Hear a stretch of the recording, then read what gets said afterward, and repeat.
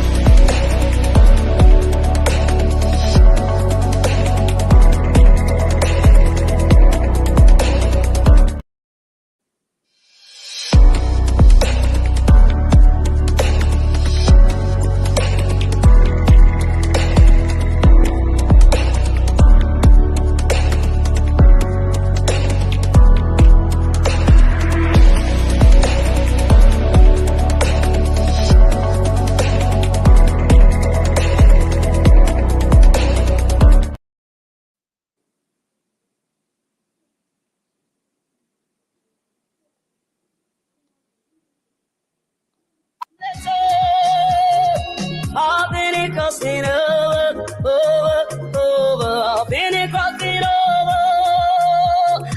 Every sets on the power of me. You're the I've been crossing over. I've been crossing over. Demonic power, move for beyond me. I've been crossing over. That's all it.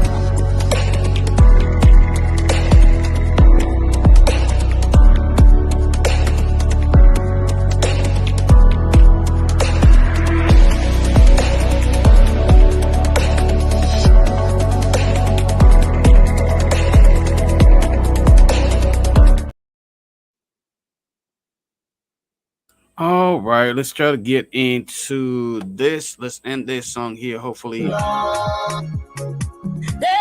know me again. In the name of Jesus, when I see me again. Patana, patana, when I find you again. Oh, satanic power, when I see you again. Every demon from hell, when I see you again. Oh, in the name of Jesus, they will not see us again. Backwardness, barrenness, delay, untimely. When I see you again, everything that make you lost shut up when I find you again.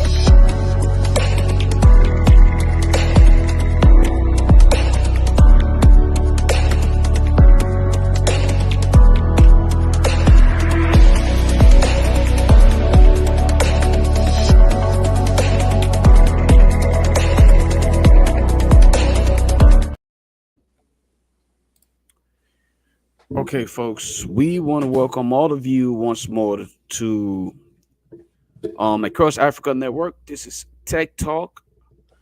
We will be getting a little deeper into some technical issues. We will be discussing a lot information technology related. Do us a favor, share the video, invite somebody, tell somebody else to come and be a part of today's conversation. Our panelists are here and ready to go. We will give them opportunity to introduce themselves. It's about 8:07 Eastern Standard Time, and we promise you we'll be here at 8 o'clock. We are ready to go. Lady and gentlemen, welcome to Across Africa Network. Eric Cooley, I know it's your debut on here. I know so welcome. I know Tev been on here. You've been on Across Africa before, right, Tev? Yeah, a couple of times. Yeah, I used to You've call been you a lot.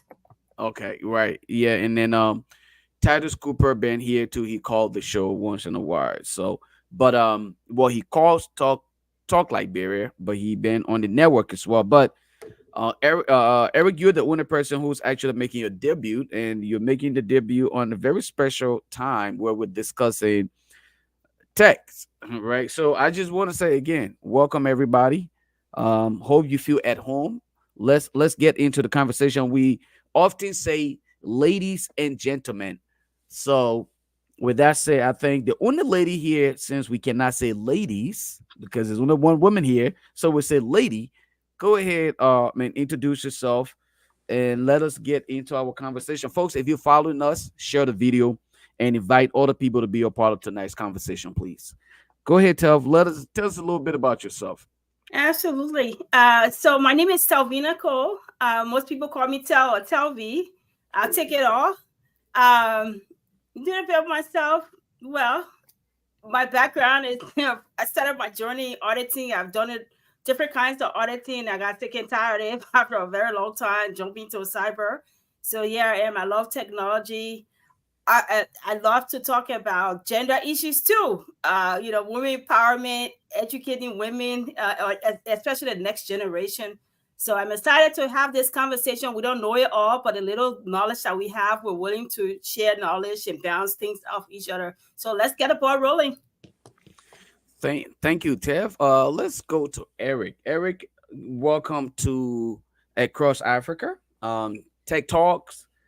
Let's hear from you. Tell us a little bit. Who's Eric? And what do we look forward to hearing from you, boss man? Well, Judas, thanks for having me, man. This is a very, very important moment for me. As I try my best to, you know, serve on the sideline, but this is a very important issue, So I'm glad to be here. My name is Eric. I live in the Twin City area of Minneapolis. I've been in the tech field for quite a bit, ranging from field technician to, background in computer forensics and cybersecurity and stuff like that. So I think it's good to be here, and we are here to just share our thoughts, on how we pictured our country, Liberia, to at least, to be affected by, technology. Should they have everything that we need to deploy? But I'm glad to be here, and I'm glad to share the moment with my colleagues here. Thank you, Eric. And let's go to Titus. Mr. Cooper, welcome to Tech Talk. Let's hear from you. Yeah, so good evening, everybody. So my name is Titus Cooper. I started at the university accounting in Africa. When I came to the United States, I had to transgress, so I started doing database. I studied Oracle database. I was a database administrator, and then later on, I dived into AWS cloud or solution architect. And yeah, so currently I work for Accenture, being also to Blue Shield as one of their cloud consultant engineer over there. And like Lofa, we always working it back. Very excited to see how we can discuss like minds to see how we can incorporate tech into our day-to-day activities in Liberia. So I'm excited to join the team today. Yeah, great. I mean, guys, thank you all for accepting the invitation. Just a little bit about myself. I've had the opportunity to work from data center tech to system administration. Currently working as a engineer, um, managing uh, several data centers, several um, infrastructure, and again, because my shop is the whole yard. We are a one-stop shop, so it's almost impossible to say you're constrained to one area because we provide our own system security, we provide our own support, end user support. We provide our own networking. We get in there. We get dirty. We don't sit behind the decks and low clean like Eric and and the other guys. So we pretty much do everything from system security and you name the whole nine yard. And then Telco and other come in to do our auditing, and then they scrutinize what we're doing wrong and system security wise. And when we get audited, if we have to fill the audit, then we learn from that process. But I have been very fortunate to have worked, um, just from the very bottom to where I am today. I wouldn't consider myself at the top yet because I'm still working my way to the top. But at least I would say I'm very comfortable, where other techs who work with me are, learning from me through the process. So, but it's great to be here. Let me be honest about this. I'm hoping to learn. What I have learned over the years, it is often said the best way to improve yourself is to actually learn from other people. Attempt teaching, and then you'll realize what you're missing, because every time you try to say something, someone's going to correct you. That's So right. tonight we are here to teach, but I'm more than positive that someone is going to correct one of us on something that we think is right, or That's something that we think correct. is wrong. So, and that's why we are here today, and just discussing text. So, for those of you that are following, please feel comfortable. Write your comments, questions down here while we are discussing other things. I will try to read the comments and questions. Once I find something that is important, I will bring that comment up, and then we will post a comment to any one of us. Anybody would jump in it, answer that question. And if we feel like we need to add on to that, we would do it. I want you all that are following to use this as an opportunity, all right, to get free consultancy. It's free text. You know how often you sit at work, when you log out of your account, you pick up the help desk phone and call, and then you got to wait for 15, 20 minutes for them to tell you what happened. In this case, you're not doing that. It's free. Just write your comment below. What can you do to protect your Facebook account? What can you do to protect your bank account? Any question, technology related, we have the brains here who will be able to help you answer those questions. So feel free to post any question here tonight, and we'll get into it. With that said, let's get into this. The first part of this, Eric. Let's start the conversation this way. How can technology, and all of us, how can technology help move Liberia forward? We will get into the nitty gritty of it. We're specifically going to discuss the recent incident in Africa, right?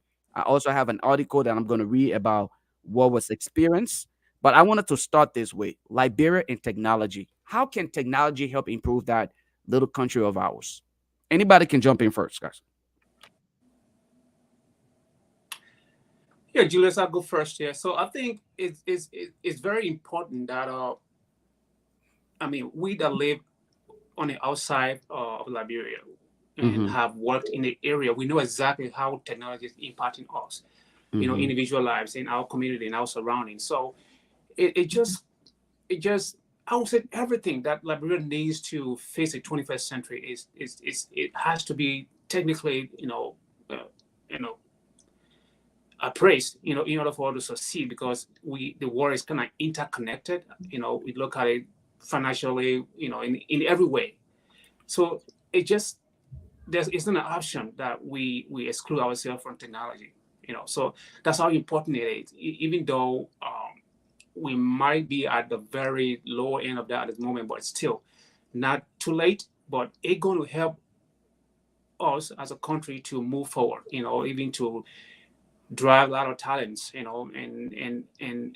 give us new ideas from around the world. So I mean, there's a lot to it.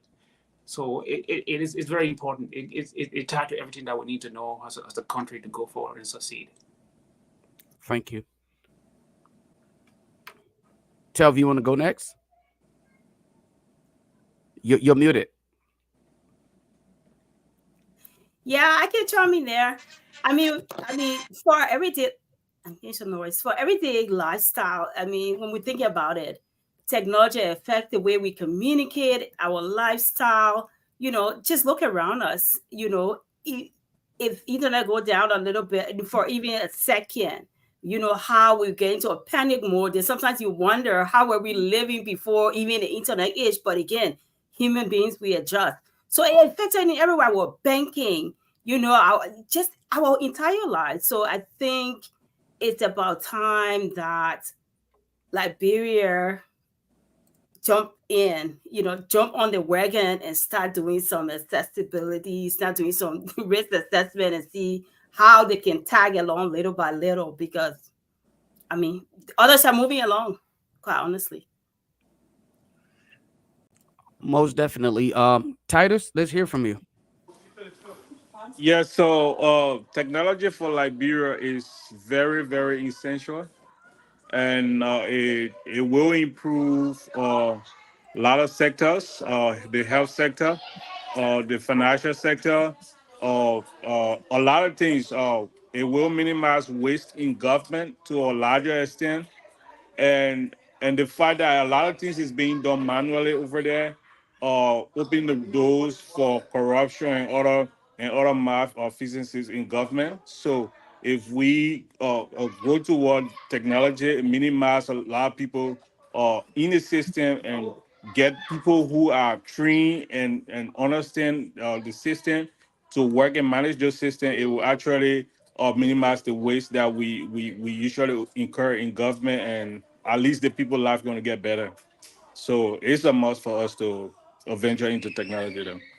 So you said it's a must, and I think from what I heard, almost all three of us here, or three of you, mentioned it's almost like it's a must. Do you really think investing in technology is going to transform Liberia to some extent? Do you honestly believe it? And if so, why have we not invested in technology thus far? I mean, Eric, you've been in technology for just as long. Titus, you've been in technology. Telvi, you've been in technology. Why have we not invested that level of adapting to moving Liberia forward? Why have we not invested in technology in Liberia? And if we do, would it actually benefit us as a nation? I mean, absolutely. I don't understand the why. I still asking the why. The other day I saw a video Mhm. from from foreign ministry, and they have files. I don't. I'm sure some of y'all saw it. File. There was a short on just the file, how they file, the application and stuff. And I was just like, what is this? You can automate this whole thing. This is just breathing ground for fraud. Like my brother said, fraud, wasting the bees right there. So I don't understand why. I don't know if that's the complacency. I don't understand. It's just that we're not receptive to change, or it could be funding. I heard the other day some high up in LTC was saying, "Oh, we're waiting for the World Bank to give us $5 million for us to get another network cable or another line coming to Liberia." I'm just like, so what if World Bank doesn't give you that money? Can you not fund your own project? Do you not see this as a need? So it's about prioritizing what is necessary for the country, and I think we're not there yet as far as prioritizing the needs of the country, and how we rank, things in technology or cyber, critical and all of that. They haven't seen this as a critical, rank it as critical to really handle it as such, and I think it's about time that this situation gives them the opportunity to sit down and start prioritizing this, because definitely it is a need. Okay. Um. Yeah, I'll chip in there, Julius. I think the why, as Travis said, it is a very crucial question to answer. But to me, I think it's just about a knowledge, you know. So it becomes a norm. If you don't have anything at all in your surrounding to compare your surrounding to or with, it's just hard to see that you are doing the wrong thing, or you are doing wrong, or you are doing better. So maybe the people have traveled from other Liberia officials, government, and other people have seen things that, but probably they don't seem to know that these things probably are applicable to our society. I don't know what or why going to be like, but I think that's what I kind of equate it to. Maybe the knowledge or the education that it can probably try to enhance our way of living. I think that's a crucial answer to a question and answer when it comes to why. In my belief. Yeah, I will come in on this on two folds. So the first one, it will be the decision makers in our country uh might not be close with the information or the education of the importance of technology. So they don't know what it entails to have a functioning a technological system working, how it will improve their productivity as well, and their likelihood of even being re-elected or elected to positions, right? So, so because of that, the fact that they don't know, they don't have the knowledge, and they're not or inviting people who has the capacity to come in and give them more information or insights on it, so they kind of renege. The next thing is that it's straight up corruption. A lot of people, few of them over there understand, they know that the use of technology will minimize corruption to the lowest extent, and they just flatly decided to renege on it because how would they get their cut? How would they always want to get something for themselves? So they're not going to do stuff to benefit the people. They want to keep the people in that state so they can utilize the situation that the people continue to face and use it to gain public power and become overnight philanthropists. So they steal from the people and end up becoming philanthropists overnight. So they're not going to try to fix the actual issue. So two things: is either they don't have the education, to know the importance of technology into our day-to-day activities, and also they flat out just renege on it because they want to continue their corruption or lifestyle. I mean, where are some areas, right, especially in our governing system that could directly benefit from technology? Where are some areas that could directly benefit from what you know? I mean, the fact that you work in the sector, in the technology sector, what do you think? What are some of the areas that you can just pinpoint and say, look, that area right there, if we are to invest in it technologically, these are going to be the end result and it will benefit them. What are some of those areas? Uh, that's for me. No, no, everybody. I mean, just not Oh, just okay, you, everybody in Okay. general. okay, yeah, I can chime in though. Hmm. So there are a lot of sectors in Liberia. All I would say all the sectors, but you can just all of your hair and say the health sector. If you have a functioning health, if you introduce information technology into the health system over there, where people have records are kept in a more a modern way, people will not be easy to make diagnosed or mistreated. Because for instance, you could take somebody to the hospital, and then the person, the doctor over there doesn't even know the person's health history or the medical history, and then they gonna say the hanging drip on the person, not knowing the person might even have sugar or some other complication that could affect, right? A lot of people have died from those kind of mistakes. Let's look at our revenue collection. All these places can utilize or technology, and it will be effective. It will minimize all the kickbacks. I think prior to the election, there was some saga at LRA about some revenue stuff, right?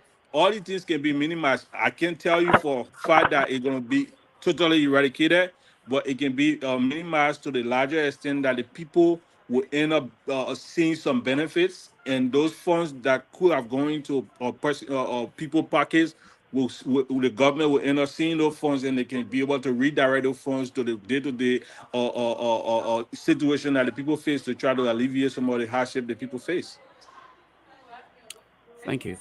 Yeah, I can chime in there, Julia. So I think, it, I mean, I would say in everyday activities. I mean, we live here, so to say I'm going to pick a particular area, particular sector in Liberia that will benefit from technology, it will be just understanding the power of technology, because every aspect of our life can be impacted. Let me give you a little, if you have time, let me give you a Hmm. little scenario here, Julius. I read and I seen on Facebook that we lost a lot of money in Liberia. That $16 billion got missing. This amount of dollar got missing. Hmm. And I want to say, why? There is no way to trace anything. It's because of the lack of technology. Look at, for example, let's say the Ministry of Public Works decided, like, hey, we want to build a road, and let's go to the government to solicit some kind of funding. And they go to the finance ministry, they make the funds available to them. Okay. So that request to the finance ministry for that funds, based on technology, there will be a documentation of that request. In the finance ministry, let's say, for example, the minister did release the money or approve that money. In the finance ministry, there can be accountability in terms of separation of duty. You know what I mean? The finance minister releases the money, or minister releases the funds, and somebody else there to approve that funds, and somebody there to write the check or sign the check. So the very separation of duties will give some kind of accountability. So, for example, the minister approved the funds, okay? And that's all he needs to do.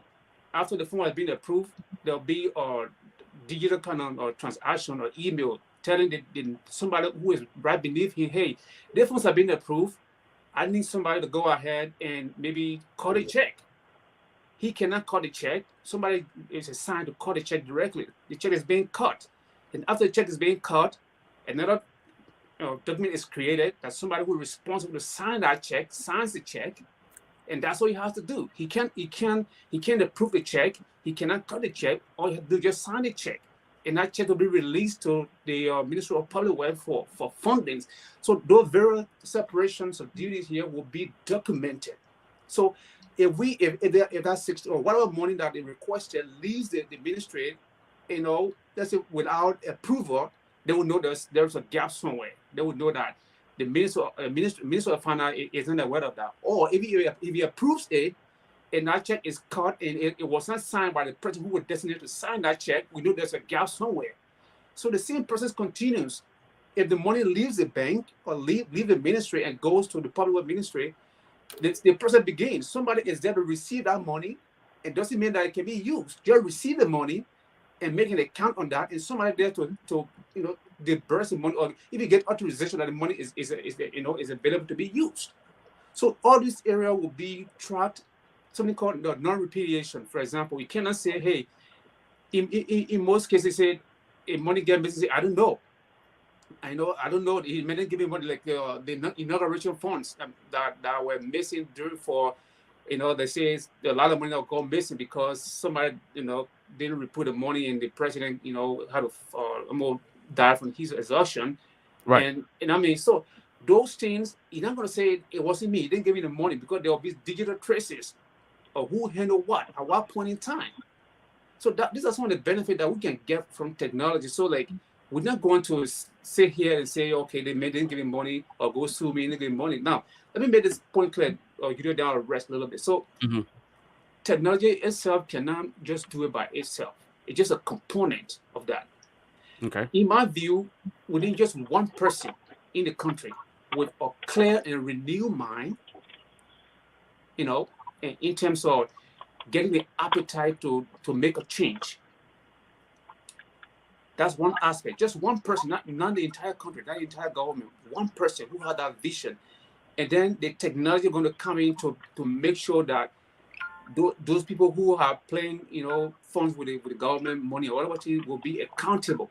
And then, of course, the accountability aspect from the government in terms of the criminal justice system has to be willing to be able to take people to account, because the technology is going to be there to prove that, hey, this is what happened, this is where the money went, this is what happened, this is the trace. But then the justice ministry, or the Department of Justice, whatever, the government, the prosecution arm of the government has to be willing to prosecute those people. So, I mean, that's the benefit we can get from and just endless opportunities and endless options. All right, guys. Anybody else can jump in on here. Let's be a little bit interactive here. Don't wait for me to recognize you. Let's jump in it. Honestly, I feel like I'm at a point. Trust me. I'll jump in. You know I'm a talker. Yeah, I'm not feeling this, because I feel I'm moderating here. I'm not liking this. I want to have the opportunity. No, you're not moderating or jump right in. We're talking equally. Exactly. Okay. All right, so let's. So anybody, Nelson just keyed. So let Nelson Nelson is like, he's on Liberian time, so we treat him like Liberian too. But Nelson, welcome to Tech Talk. Yeah. I'm sorry. I was Noah in Minnesota, so I was waiting for 8 p.m. Oh, okay, okay. Yeah, that's the issue. I'm so sorry for Come on, getting Nelson. I'm in Minnesota too, He's though. in Don't be giving him Minnesota too. excuse. Eric is You in want a Minnesota six too. time actually, zone? I Right. in Texas, but we want a actually, six time zone. yeah. That ain't gonna fly, Nelson. I've been here for a long time. I just been here for a couple of a couple of months. So so I'm actually yeah. I went to a program and I was just thinking like, oh yeah, 8 o'clock, 8 o'clock. So I would just run home, and log in. But gentlemen, I just come in and I don't know which one of the topic you're discussing right now. Whether the first one, the second one. Right now, we are generalizing the conversation. Like we're talking about the impact of technology. How will Liberia benefit from the investment? Let me just say this, right? I had a friend of mine, matter of fact, a brother. When he first came to the state, we were having a conversation, and he said to me, he said, "I did IT in Liberia." I'm like, "Great. Um, we can easily get you something to do here." He's like, "Great, got I back home IT in Liberia is just, I mean, they put you there, you're looking at the computer, somebody got some kind of computer thing, and just the surface view of what they will consider IT. Just the mere fact that you understand Microsoft Word and all of these, and then they consider you as an IT, matter of fact, not just IT professional, but expert. So and we talked about it. He said, matter of fact, there isn't a budget for IT. He clearly said that. He said there isn't a budget for IT. IT is not considered anywhere that needs investment. And I was like, wow. He was like, yeah.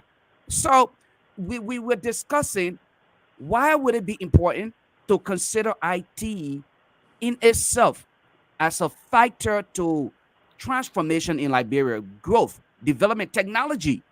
We must can should we even invest in information technology?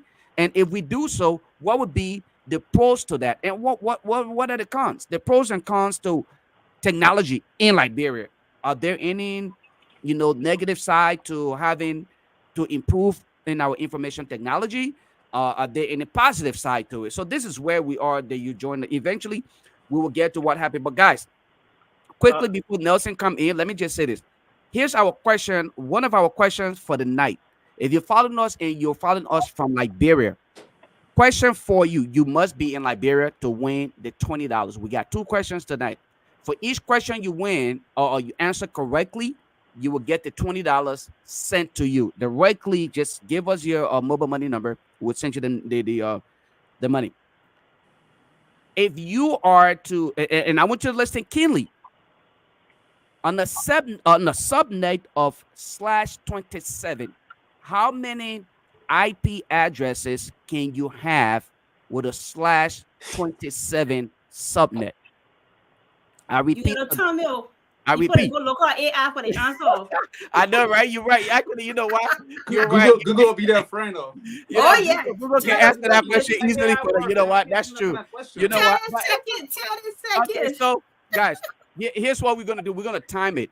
I gave you, let's say about a minute. If you don't get the answer, we'll move to another question. We will not go there. So the first question here is /27 subnet.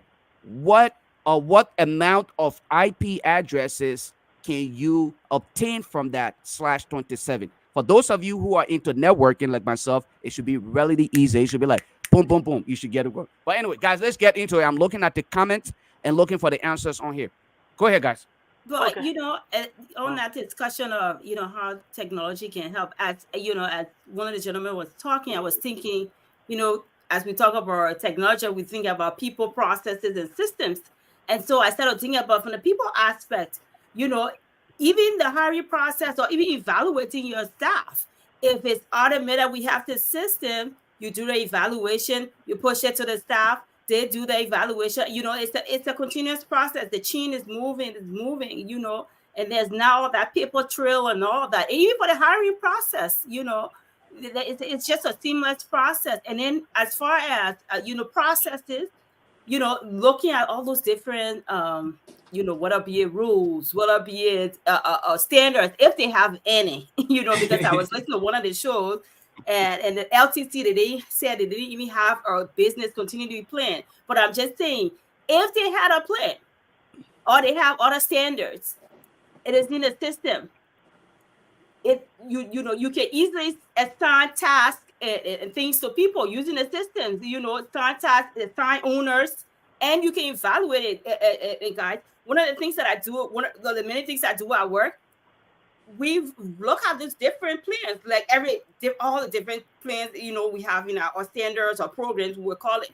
Look at it. So, for example, look at our business continuity plan. We review it annually, and I'm part of that review and challenge. Review and see, we have gaps, what we need to do differently, and do the report. But if we have, and all of that, you're doing it in Archer or other systems, you're doing it, you push it to the next level, and that's how it's going. It's like, on an assembly line, we're going. But so that's the power of technology. If they had it in Liberia, it will be a very seamless process. The same process will be the same. Train your staff and it will make it work. That's all I have to say. Okay. Yeah. Okay. So, Julius, I mean, just few seconds. I mean, coming. Go ahead. Technology in Liberia.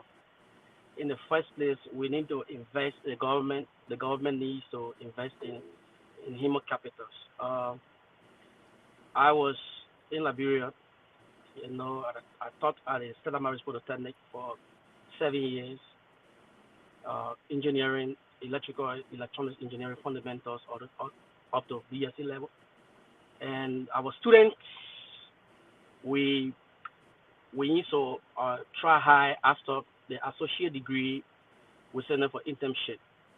But to get those internships, brother, it was very difficult because people that graduate with BSc in civil engineering, BSc in electrical engineering, a lot of them, I'm telling you, they are sitting on the fence, no job, because in the developed country, other developed countries like America, people that have engineering knowledge, they are hard kicked, all right? You can have an engineering degree, graduated from a university in America, in Great Britain, and you will not be able, you will not get hired. Definitely you will get a good job.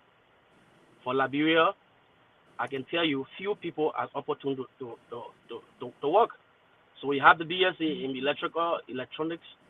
You sit down there and you will just be reading your electrical board, and you get tired, you get old. Some of the people, I'm telling you the truth, Julius, because this is the issue. Technology is very important. So if our country can take, we can take it very seriously to invest in technology and in the human capitals, and not just invest in the technology, but we have to train people.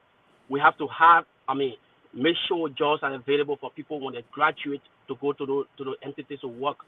All right, but we graduate those students and everybody's sitting down, and they will be calling you, chairman, you got something to your house that I can do, or somebody got at your house there, they want to do some wiring, should I come, blah blah blah, and that's how the guys. I'm telling you, some of the boys, they call me here and they still sitting on the fan. Some of the guys, they graduated from BWR, they went to Stella Maris Polytechnic, got a BSc, and still they can't get job. Very very trained personnel, they cannot get job. So the fact is, the country needs to invest into human capitals. We can have those kind of things there, and you think we grow in technology. It can happen. We're just going to have it on the surface, all right? Just on the surface. And any calamity, we will be the first to be hit, because the fact is there are not much trained manpower to handle those issues, all right? The few of them that there, we don't have the real technology to deal with the issues. All right, so we first need to invest in our area. All right, because one thing I can tell you, I'm from the power background, power engineering background. Let me say this to you. I was doing my master program in Nigeria, and I came to collect data because I wanted to work on the network in Liberia. But to my utmost surprise, I came and I spent 3 weeks in Liberia went to LEC and I couldn't get no data from LEC. They couldn't give me the entire parameters of the network of LEC. I mean, we don't even have the network. I asked the gentleman there what was the network, we're using the radio system, mesh, or we're using the loop. He told me, he was a deputy director then. He told me he doesn't know. And I went around there for a couple of days and nobody could show me face. So even those wires we use there, those cables, they don't, most of them, they don't know. So, hold on one second. Let me just understand this. So they're telling, they don't know whether you're using mesh or radium or loop. Yeah. They don't know. Yeah, they don't know whether you're using radio, mesh, or loop. They don't know what type of network we are using. I'm telling you, 3 weeks I was in that country asking questions. I went to LDC, asked questions, and the guy was just telling me, go come back tomorrow. We got to see the other guy. Was technical. They know all this stuff. And when I saw the other guy, the guy said, no, we really don't know the parameters you are talking about. I'm telling you your network parameters. I want to know the strength of all of the cable you connected. What is your higher voltage and your lower voltages, which voltage you are generating from. I just wanted to know all of the things and what kind of network you're using. What is one of those three? I just wanted to know so I will be able to make collect my data and go back to Nigeria and finish my program. They couldn't tell me anything, brother. So I just saying this to say that you will be surprised. That way back, conventional method that people been using way back is what Liberia still surviving on. I'm telling you, if they ask anybody now whether they have the research, a complete research department in LEC, that person will be lying to you.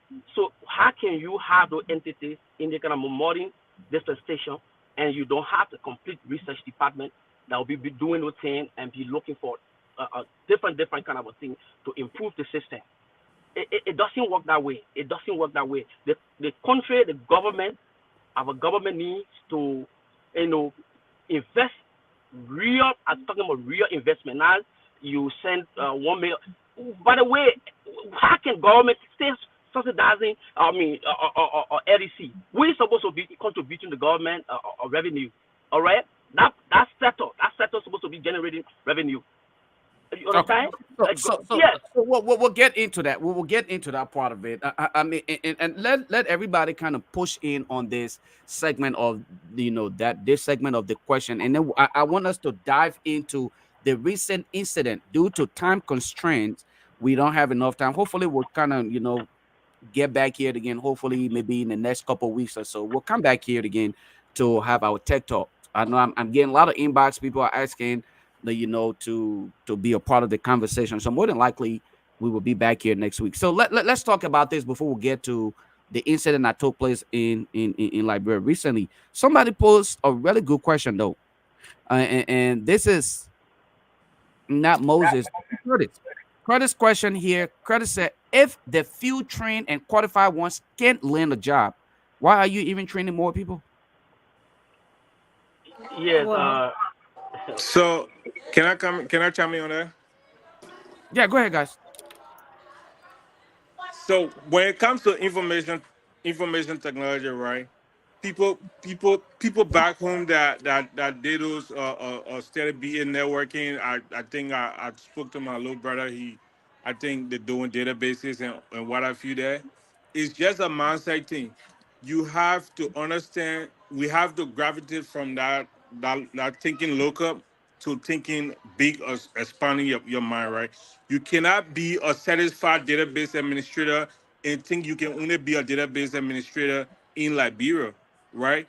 A lot of the jobs that we do here in America in IT, cloud, and databases, whatnot, is being also we got coworkers from Philippines, we got coworkers from India, we got coworkers. I got friends who work from how you call it from Cameroon, from Nigeria, other places. Why do you think we can do that?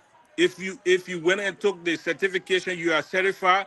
obviously you can put a competitive resume out there, and you can challenge, take the interviews, and then you could be hired. Imagine somebody in Liberia making 40,000 to keep it at bay for a database administration job.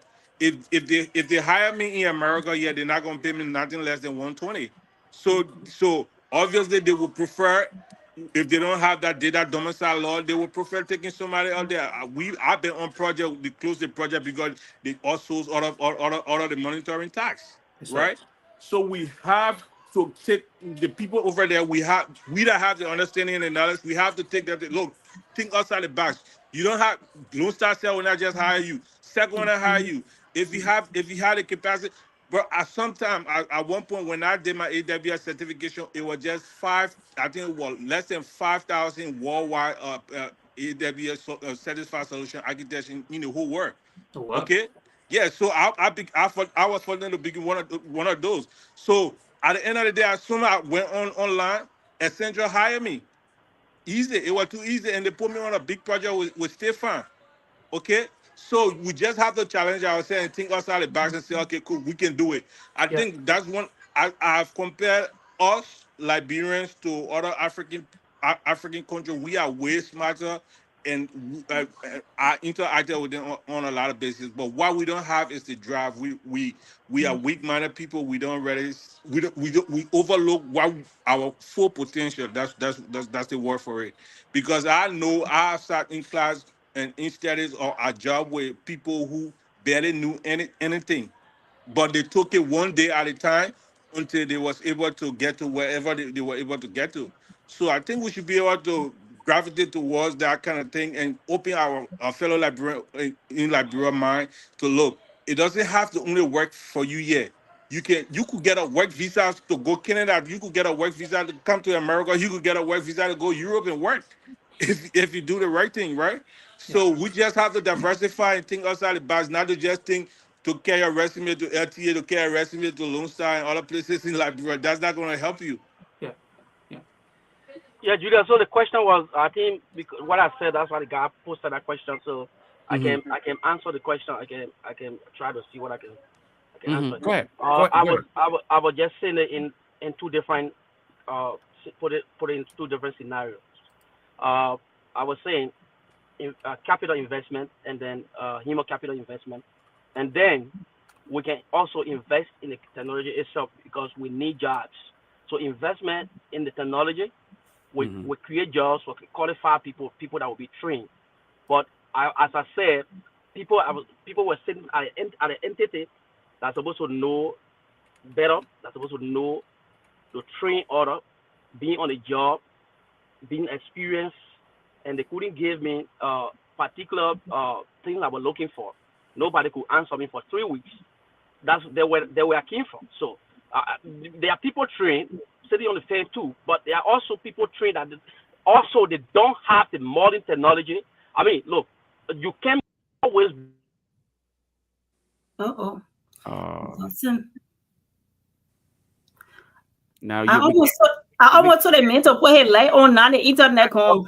we can't hear you. You gotta call. We can't even see you. There, what I hear you, G.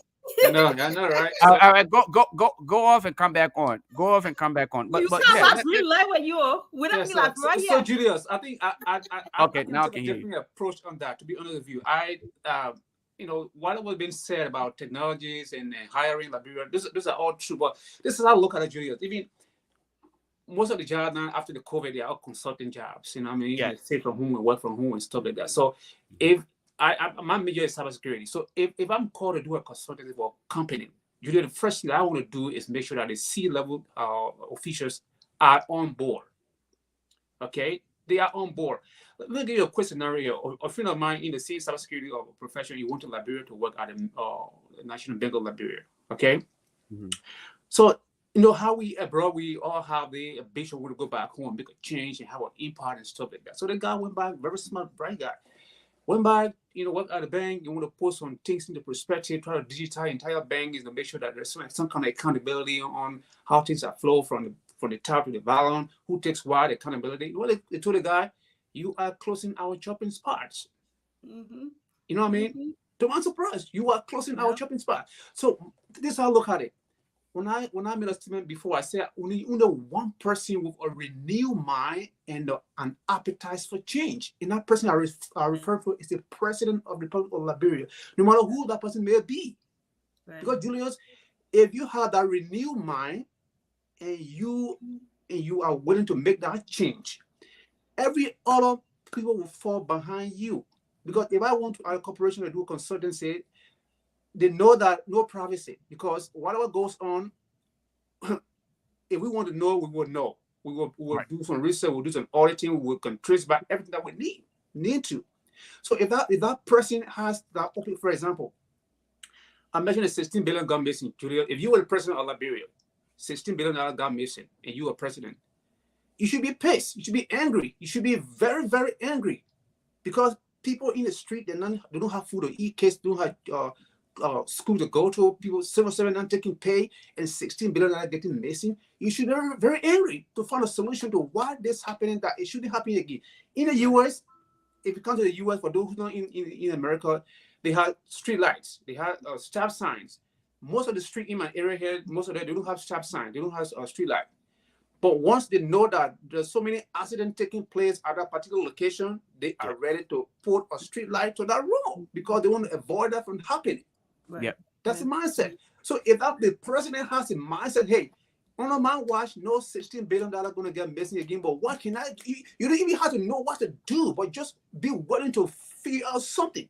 For example, in my view, one of the most, it kind of, political or controversial, but I think Samuel Doe is one of the least educated person that we ever had in Liberia, to be honest with you, because just from the village to be a president. But you know what? This guy was very productive in terms of what he did. The SKD was built in just 5 years. He took power in 1980. By 86, SKD was up. You know why? Because he went out and saw these sports stadiums, and he said, well, I want this in my country. He didn't know how to build. He wasn't an engineer. He just 6 years into the presidency. He was going to build that. So it's just go with the technology. If the president say, hey, you know what I mean? This $16 billion is not going to happen again, but what can I do? Call people, call other presidents, call other people, and to bring that to your country. That's how change happened. It doesn't have to be the entire country, but at least somebody on the top, when that person give you the go ahead. For example, if you call me in Liberia to be a cybersecurity professional, I know for sure, I'll tell you, hey, this is what's going to happen. Every transaction, every email, they have to digitize the entire government so that there can be accountability. Any email that is sent, we know. I gave a scenario. If anything get missing in the ministry, we know that we can trace it, because, as I said, you can't say, I did not send that email or I did not receive that money from this person, because it's not true. There's no repudiation.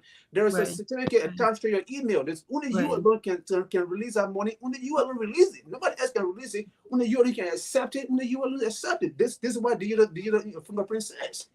So all the things we're saying,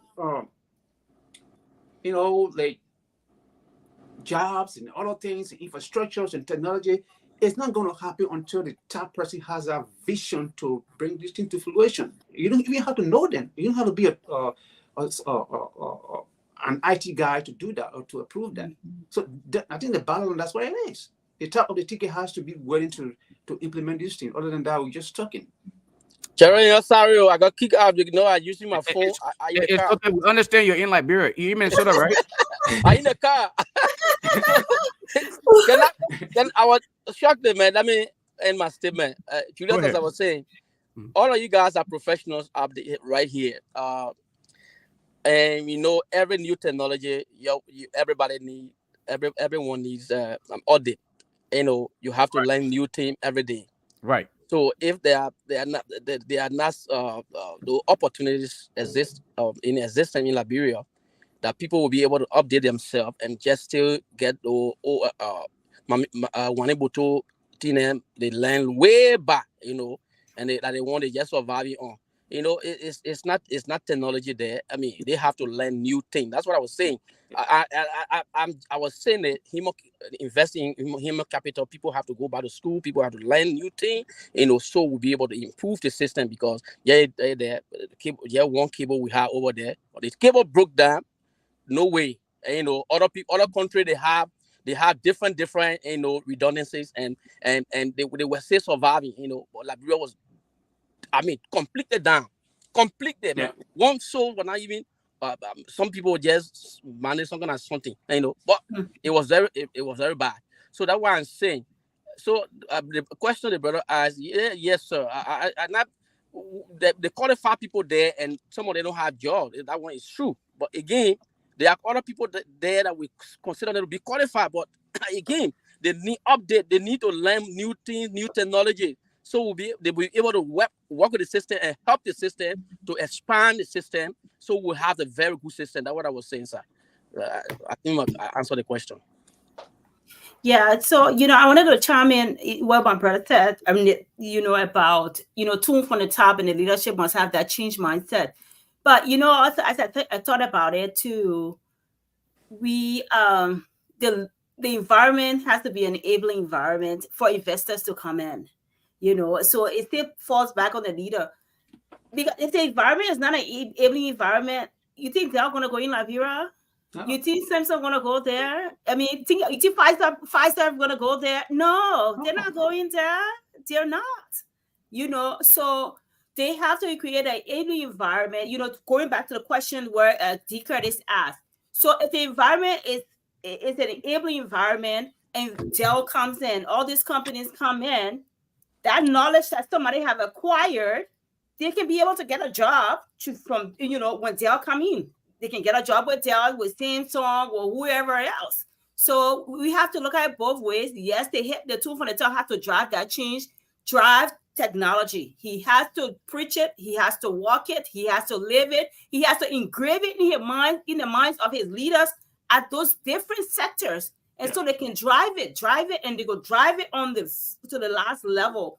And then it will just flow through the system. Implementation, monitoring, even as they're implementing, this thing that happened. I sat down the other day, I saw the thing, I said they're at the right place. Sometimes these things can happen, but they're at the right place because they're forming the government. Yep. So this is the time for them to come up with a CISO and come up with a committee to start implementing technology and cyber security on a small scale and build it up. That is probably in 2 years, 3 years. I don't know. Yeah. That's just my thought on it, But anyway, I'll stop right there. So guys, let me just say this. The first question, nobody answered the question regarding the amount of IP addresses. I'm gonna take us back here. Let me just Julius, come on, man. That's all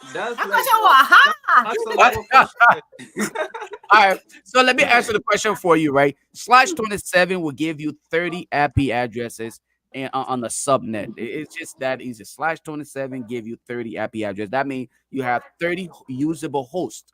Okay, not including your broadcast and your default gateway. So anyway, you guys ready? You guys ready? Think I'm gonna give you? You really think I'm about to give you my $20 free? So that was intentional, man. So all right, let's take. We got a call in the line, guys. Let's take this call. I'm pretty sure this D. Curtis. Curtis, let's hear from you. What's your question or comment? Yeah, I want to answer the first question that you guys asked. As in, by the way, good evening, great conversation. I love it. My name is D. Curtis. Let me slow down before I just jump into it. Thank you for having me on. Mm-hmm. Go ahead, Curtis. We are listening to you. Go ahead.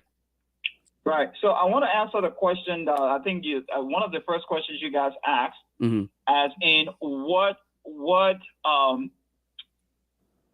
sector should you focus on first? And the panel gave their point as to what sector, and I went straight to the financial sector. And I agree with Eric on most of the things that he's saying. All the issues that we have in Liberia right now, why is the agriculture sector suffering right now? It's lack of funding. Education, lack of funding. Health, lack of funding.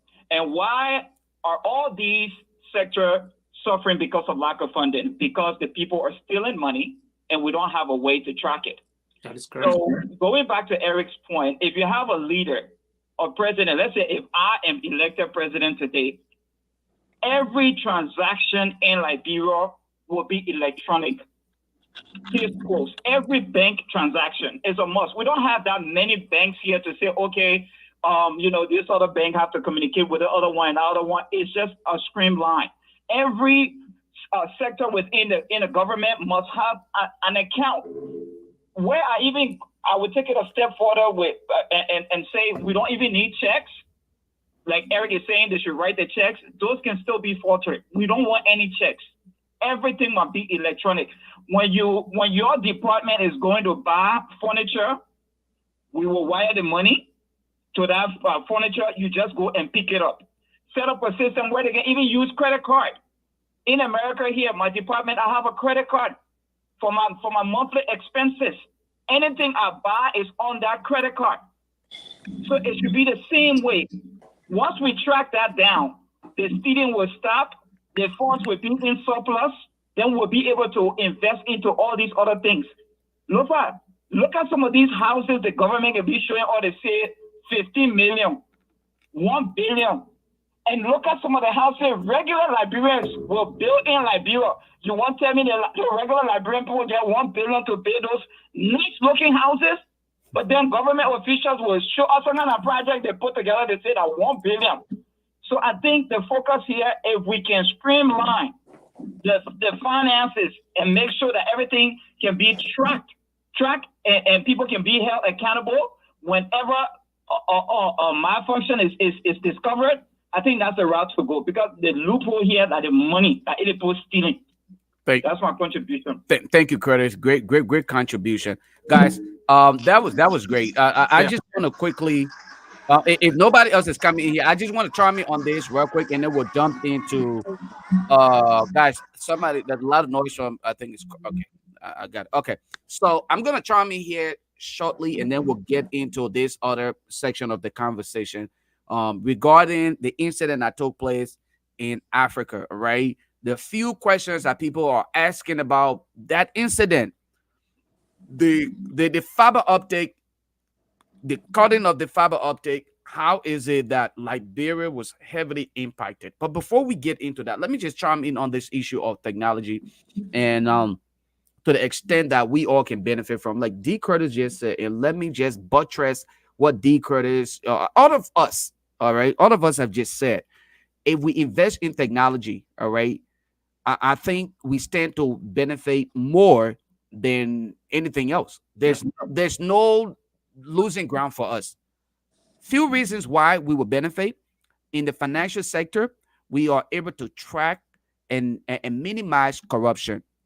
We cannot stop corruption, but we can minimize it and quarantine corruption to some extent. In the healthcare, we can provide opportunity to save lives, because when we start investing in telehealth, okay, we will see reason where people information that out of the diagnosis or whatever y'all call it in the health field, by the time that person gets to the hospital, their informations are available. My son just had a leg injury, right? I took this young man to the emergency room, and they put up his chart. Yeah.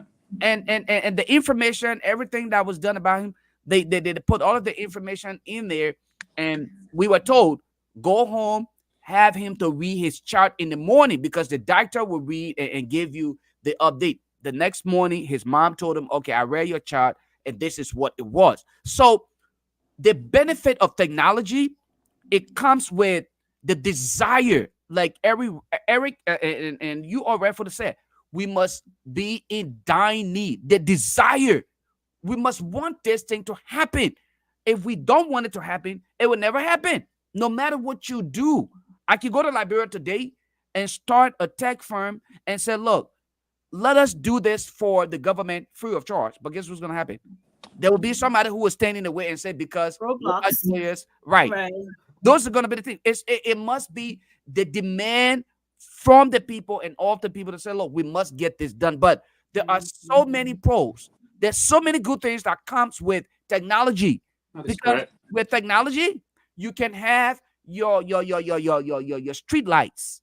All right. The traffic lights, it function by technology. With technology, you can trap drug dealers, because when they're arrested, you can book them and their information will be kept. The record is on them. Yeah. So when someone is a habitual offender, you know, by the time they come in, they're arrested, the information is in the system. You will not have with technology. Let me just say this, all right? It's endless. The money that police officers collect in the streets will not go in their pockets because their responsibility will be to issue the citation. The rest of it, they have nothing to do. It's hands off because at that point, it is in the system what ticket was issued out, the number on the ticket, when someone is supposed to go to court, and then the lawyer or the judge in the court had nothing to do with it. Once that person is deemed to be guilty, they pay the fine. The money goes directly into the government's account for that county. There's so many things that we can talk about when we speak to technology, but are we really willing to invest in technology? And how do we see technology in Liberia?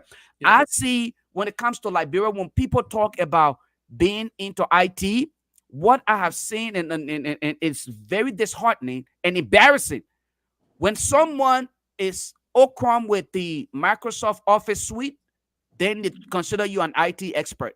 If you know how to get into Microsoft Word, Excel, PowerPoint, then you're considered an IT expert. No, IT is too large to the extent that you just can narrow it to that Yeah. extent. So I think we need to do a lot more Yeah. than just considering few individuals who probably know how to turn their computers on or know how to navigate the Microsoft Office suite to be IT experts. But I think we can do it. Yeah. We are consistently educating our people on the pros, the good, the values of having information technology in Liberia. With that said, that is just my contribution. I want to move forward. Let's Yeah, get I want to all right, 30 seconds there, Lofa, on go ahead, the go ahead. even add to it, you know how we're always preaching justice for different cases, but we're able to follow the case. You know, you can see in the system track a case throughout the process. When the person went to jail, you know, the hearing, the different hearings, and all those different things. You're able to, you know, track the process along the way. You know, that's another bit. I mean, every industry, I think there's benefit there. Yeah. But you know, there's something D. Curtis said about. This is my first time seeing Turvey so silent. No matter Christian Bedman. He just interrupts you. We'll block you, Ben. We're about to block you. But to the point. But I was thinking, not Ben threw me off. No, something about GCAD said there should be no checks. Right. I think there should stay checks. Even in America, before I got into cyber, I was state auditor for a very long time, over 7 years. And there are a lot of agencies that still use check, but at least they're able to use tools. They have tools in place that they can use to do the BIN reconciliation. So again, using the technology, the people, the processes to finish the work. So I think we can still use both in Liberia. Yeah, just quickly before Julia comes back on. So I think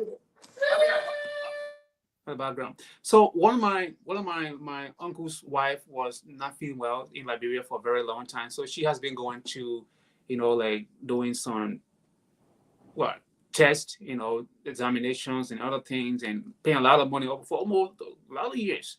So now we decided to kind of send her over to Ghana to kind of, you know, do a further medical treatment. Went back to the hospital to get a document. We can't get a single one of them. They're not able to produce one. So she goes to Ghana now. She had to do like everything over. Wow. Because there's nothing digitized. So how, for example, we talk about, you know, auditing. The new government said they want to audit the past government. How are you going to audit? There's no trace of anything. Yeah. No, if you're able to audit a pile of paper, you need computerized system to be able to audit an entire ministry, maybe in less than 2 days, because it's already in place. So there's a lot of benefit to technology, you know, that we are missing out on. Wow. So Lofa, let me just say something real quick. Go ahead. I think one of the main reasons why corruption is so high in Liberia is we don't take people at the low. We don't invest much into our people, and in any system for functioning system to work, the people play a lot of a great part in it, because you can have the best system, it just take one compromise employee to just mess up everything, right?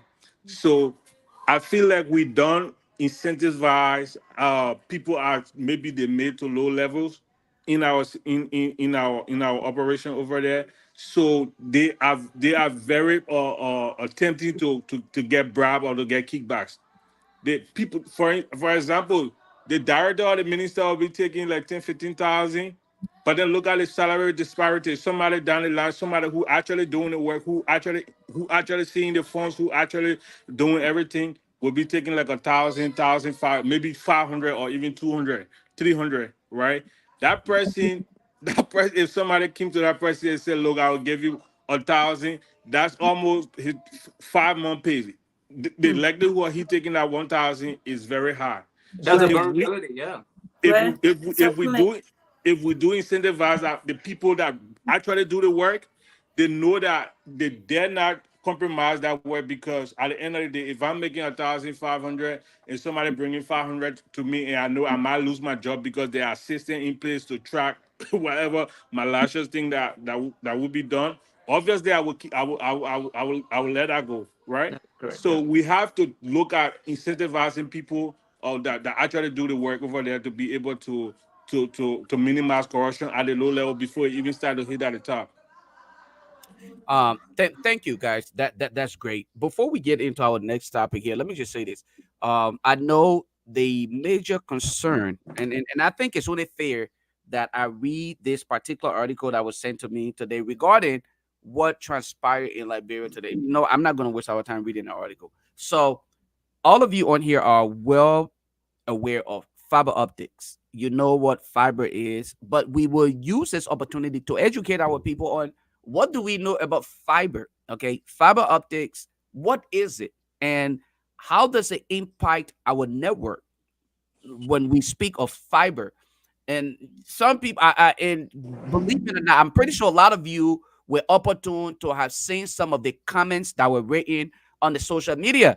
People were claiming that fiber, they were referencing fiber to that of our Cat 5 cable. All right, the regular Cat 5 cable as compared to a fiber optic. This it's not the same, people. I'm sorry, guys. I'm not here to be denigrated. Your Cat 5 cable is different from your fiber cable. Fiber optics have different kinds, but I'm glad that we have the professionals here and we will talk about this. Let's start with fiber optics. The problem as of recent in Liberia, well, not Liberia alone, before people come chop my neck off and say I'm trying to just talk bad about Liberia, right? It wasn't simply in Liberia. Parts of Africa was as the result of attenuation. All right, there was a cut in the fiber optic, the one that is under the sea, not the one that is in your data center. Oh, there are two kinds again. Yeah. The one that is under the sea, the one in the ocean, the one the sharks can go play with when they give birth. They go play with the fiber. That one, that is the one that was cut according to the story we heard, right? The article written. Now we want to talk about this. What is this fiber? Let's just talk about first and foremost. What is fiber optics? What impact or what does it add to the network, the infrastructure? Anybody can show me.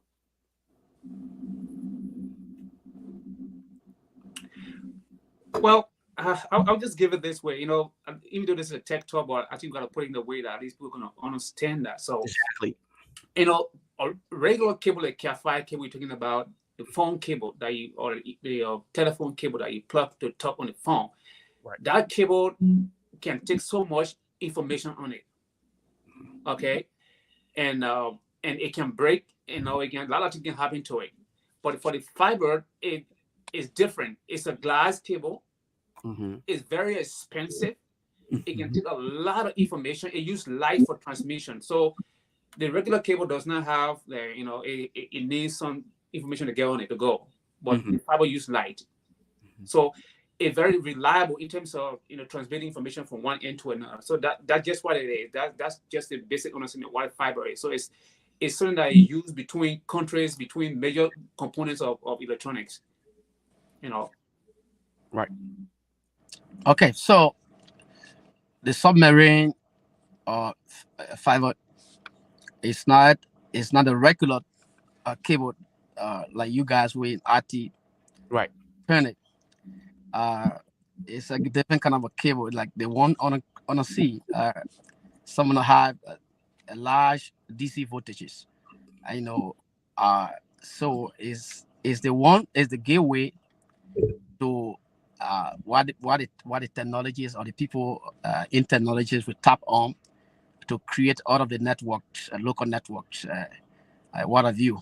Okay, so it's not something regular that you think that was the reason is that a regular thing, like bro was survive, but because it's not a regular thing, and we have only one connecting there. So if you call human being here, the rest of the body gone. You know, it will not function. So when they caught up people thing right in the middle, like bro was the first to go off. All right. So that's the reason. So I mean, we have to understand the difference between as the people in the areas said it has said. Is a B wire? Is a rope? Is a B1? Not a small one. What again? What? Deep cut Yeah, is too bad. yeah. Deep cut is you should go please. I saw Deep Kelly's. That was it. You say so it's a glass rope. Yeah, It's a glass it's rope. a rope. It's a B1 to in glass. So, so that's why I'm understood why you guys. I'm here to learn from you because definitely is in your area. Okay. So yeah, so I will be tapping on it too. Well, I know little thing in there, but I come on here to survive. Right. Okay. And anybody else? Guys, we open. Yep. So for me, I'm not a networking guy, but my input on here will come from data, let's say data security and data availability. So I will be thinking about what was the redundancy put in place, because we have LTA in Liberia, we have Letelco, we have Lone Star, we have and Orange or Second. So what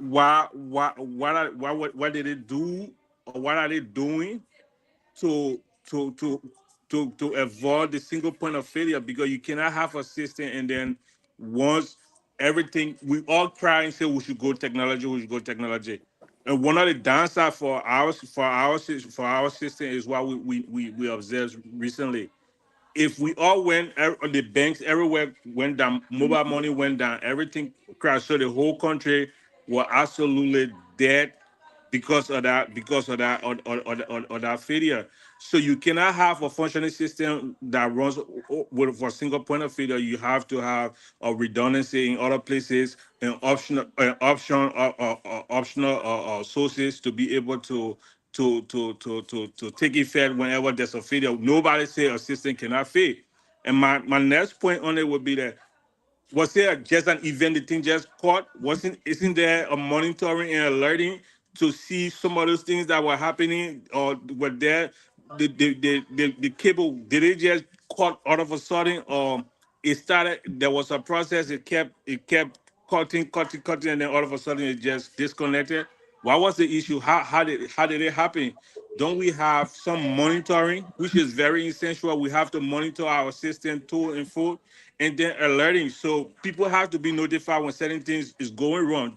Somebody phone or somebody email should have been blowing off to say, look, this is happening, this is not right, right? The whole system cannot go off. That have financial implication, that have health implication, that have security implication. A lot of things could have happened in Liberia or did happen. People probably die in Liberia because of that. Yeah. Right? So we can speak all the good things, all the benefits of having information system, instituted in Liberia. But if we do it the wrong way, not taking into consideration redundancy and high available, making sure certain things are always available, 99.9% for the most, then obviously we're doing nothing, because the whole system, somebody could just hit the system and the whole country could go dead and people be running all over the place. Yeah. Yeah. Yeah. Okay, before our sister come in, man, 1 minute, Julia. Go ahead. Go About the ahead. redundancy. The one we've been using is I want us to address the redundancy issue separately. I don't want us to okay, right. okay, That's okay. the reason why. First of all, I want our audience and our to just have a better understanding of what is this cable that people keep hearing about. The fiber was cut because everybody hear about the fiber optics, right? But not all of us know exactly what that cable is and to what extent it impacts the networking aspect of things. Like where does it go? How does it function? So I'm just trying to give a broad, description of what it is, and then Yeah. we'll get to why Liberia fell victim and what sort of technology or plan did they have in place, redundancy and all of those things. We'll get into that part, but I just want for all of us to get our view as to what just everybody have their own explanation when it comes to these various technological or acronyms or words, whatever it is. So let's just say for fiber, let's get to Telf, and then I'll give my view on that. Do you have any input on? What would you say per your description? What is fiber optics? How does it impact the So infrastructure? I will be right there with my brother. I'm not a network person. I did a semester or two with networking, and that was it. But what I do know is when we started talking about, the redundancy aspect, business continuity, the risk involved, then that's my strength because that's the environment I thrive in, right? So we Okay. can talk about talk about the DRL plan and why, why they didn't fill over, timely, why were they not rerouted like other Right. people and all of that can come in. So I'll pass on this one. I'll come to Isla Jago Autry. I'll That's pass. that's typically, guys, for the mere fact that I say this with no reason of trying to feel like, hey, I'm trying to feel like this guy, but I was very blessed to have started in the data center through my career and working through everything, doing system support, application support, engineering. So I have a really good understanding of what it is. Fiber optics actually serves to some extent. It help to just increase the transfer of data, all right, as compared to your satellite, where the satellite is transferred is over air. You have what D. Curtis will refer to as this glass cable, but it's not. It is shielded.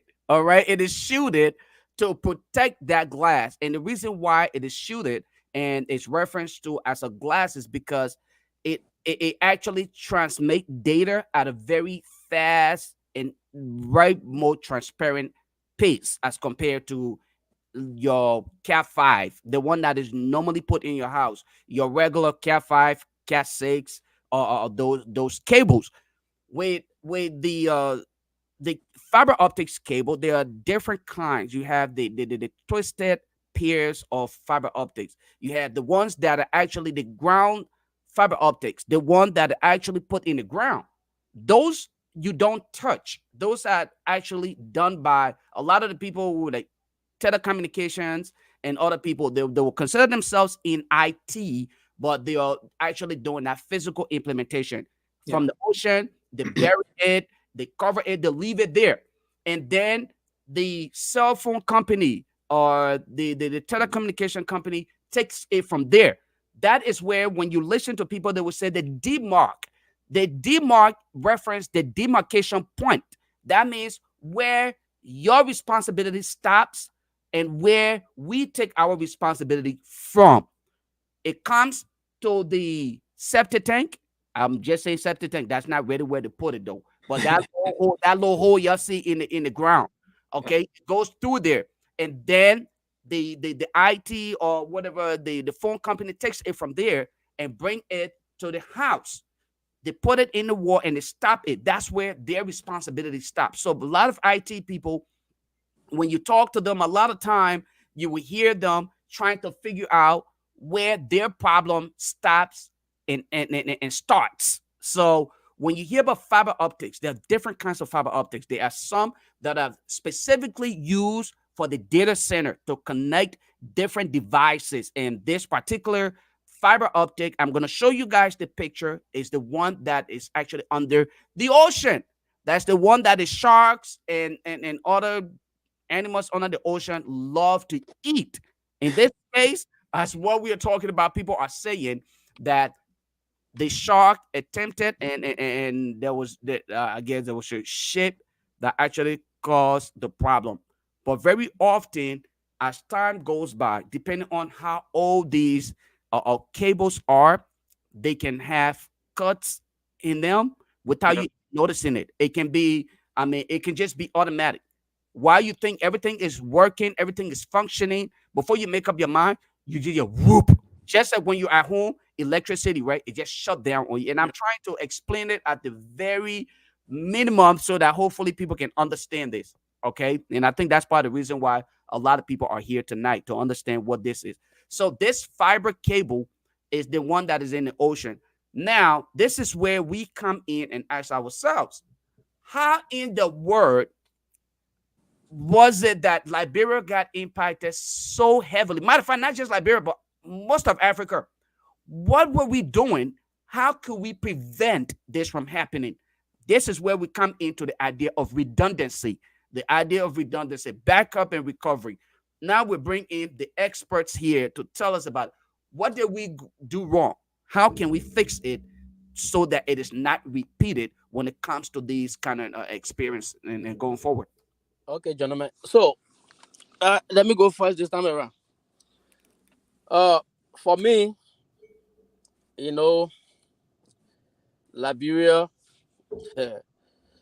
we're a one-eyed giant. You know, all our eyeball box, but we feel like we can see. Mm-hmm. All right. So what happened was Liberia having the one cable running through Liberia. The second one was coming. I heard about it. The LTA talking about it. Somebody last year. We got an ACE. Africa coast to Europe. Right. The only cable running to Liberia. So that cable is the one that provide all of our connectivity. Already because we are the whole world had gotten over these satellite ditches and blah blah blah. So the modern technologies gave route to those fiber optics, submarine fiber cable, as you can put it. Okay, so our only problem was like the other countries. When I hear people say, "Oh, the other country were involved." Yes, they were involved, but let me tell you about people. The other countries that were involved, Mm-hmm. they had most of them have backups. Most of them have redundancies. Like for Nigeria, they had 7 different cables running into Nigeria, and only 2 were affected. So those areas that were affected, in fact, they were not downloading videos and other things, right? But their WhatsApp and other things were still running because they have interconnectivity because the gateway that traffic it got directed because it got affected because for the outage. So other things were still working there because the other cables that were around they empowered that entire area, but it does there was the strength of the cables how it needs to be there. It was not there because their direct connection from the other cables were not there. So, but they were still moving on. For Liberia, no. I mean, as it looks at you, it's that you draw a line and your origin. Liberia came straight to the origin, zero. Start from zero. Zero is not even point 1 or 0.001, but we came straight to zero. So because we have only one line running, is that when you post something in series, all of you over there no series, right? When you call it so, what thing will work at the back, at the front? Nothing. Everything blind. All right. So the whole Liberia went. So what we're gonna do is we need a backup. The redundancies is the most important thing we have to do. All right. So the government need to fight hard and get the second cable, if possible, the third one, because at least we need 3 or 4. We are a small country, right? We can manage that. So if, in case of any eventuality, we will be able to survive. Survive. Everybody will survive, and we can move on. When other people crying, we can keep cool. If one go down, 3 will still be working. That's all we need to do. But we can, the people cable went down, we die. I don't know what that cable they ran it in Liberia. Straight say maybe it just passed by Liberia. That's how we surviving. No. This this is not funny, yeah. That cable just passed inside Liberia. That's how we surviving. And when the cable went down, we were the first to go down. All right, before other countries started getting affected. So that's it. We need to run straight cable there. And two, yes. Yeah. I think you are muted, Julius. No, I'm sorry, guys. Yeah, I was muted, but I'm just saying this is the part of the conversation I was waiting for. Let's get into it. Let's dive deeper into this. What I mean, tell us. This is your area, backup, redundancy, and you know the rest of it, right? I'm pretty sure all of us on here may have been a part of some kind of backup recovery plan. But how can assessment? Right. There you go. There you go. So let's question ourselves here. Somebody posed a question. We have been on here criticizing the current situation, but it appears as though we are not suggesting solutions, though. I mean, and I would be honest about that. Yes, we are criticizing, but we are not suggesting possible solutions. So now that we are here with the issue that impacted Liberia heavily, that took a lot of people off offline communication. What is it that went wrong, and what could we do differently to make sure that we don't have to experience this going forward? And where did we go wrong? Let's start with where we went wrong, and then suggest possible, backup and recovery plans. Yeah, I think let me just come in real quick before Tel coming. I think that's No, man, the battle tie. What does that mean? No, go ahead. Go ahead. Oh, maybe that mean okay. So I think let me just come in real quick. So I think Julius, people use like Facebook, they use YouTube, they use all the BB platforms. Have you maybe Facebook can come and go offline for 1 or 2 minutes, 1 or 2 seconds, whatever it is. So have you ever wondered why YouTube or all these videos that we recorded with our cell phone in 2 minutes we on live and where the videos are going, where they are kept, why things are still running 24 hours? They can't even go offline. If Facebook, I think Facebook went offline for maybe less than 2 hours or so. Everybody felt how worse it was. Smarty. Yeah, everybody almost died because of that. Now, businesses like that, they are in security. They got what I call classification of asset. How important is this thing in my house? If I get my little wallet that I get my money in my house, it's a very valuable asset. It needs a different kind of protection. So you got to classify what is valuable to you. So especially for Liberia, like communication, especially that we're depending on, is a valuable asset that needed to be in a different category of protection. So there where we went wrong. And it might boil down to budgeting that we don't have the money, or again, maybe we don't have the appetite of technology. We don't want to use it, and so we don't know how critical these things are. So maybe this particular event will be something that I will teach us a little bit. Give us a wake up call. I say, okay, this is happening. It may happen again. So we have to redundancy is if this thing happening to me. What can I do to survive? That was the business continuity and recovery. All the things kind of get involved because you have to. Because if all the website they got problems, Facebook got issues. Sometimes some of them you can't even know that it happened because before you know it, it already fixed. And they get something called maximum tolerable downtime. So the company say, okay, if anything wrong with our system, we need about maybe 10 minutes to get it done, to get it up and running. That is the maximum time we can afford to be down for. So they allocate other resources towards a particular plan.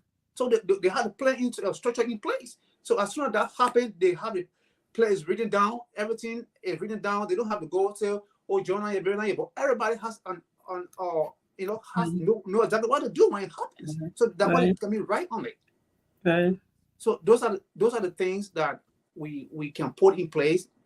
And there might be more for Liberia. We may not have all of them right now. We may not have the structural system in place to do them, but those are the things that should have been in place. For me, this particular event will help us to understand those things, and we can find a way forward. I'm reading these comments and I'm laughing. Oh, Go ahead, Tab. We're listening to you.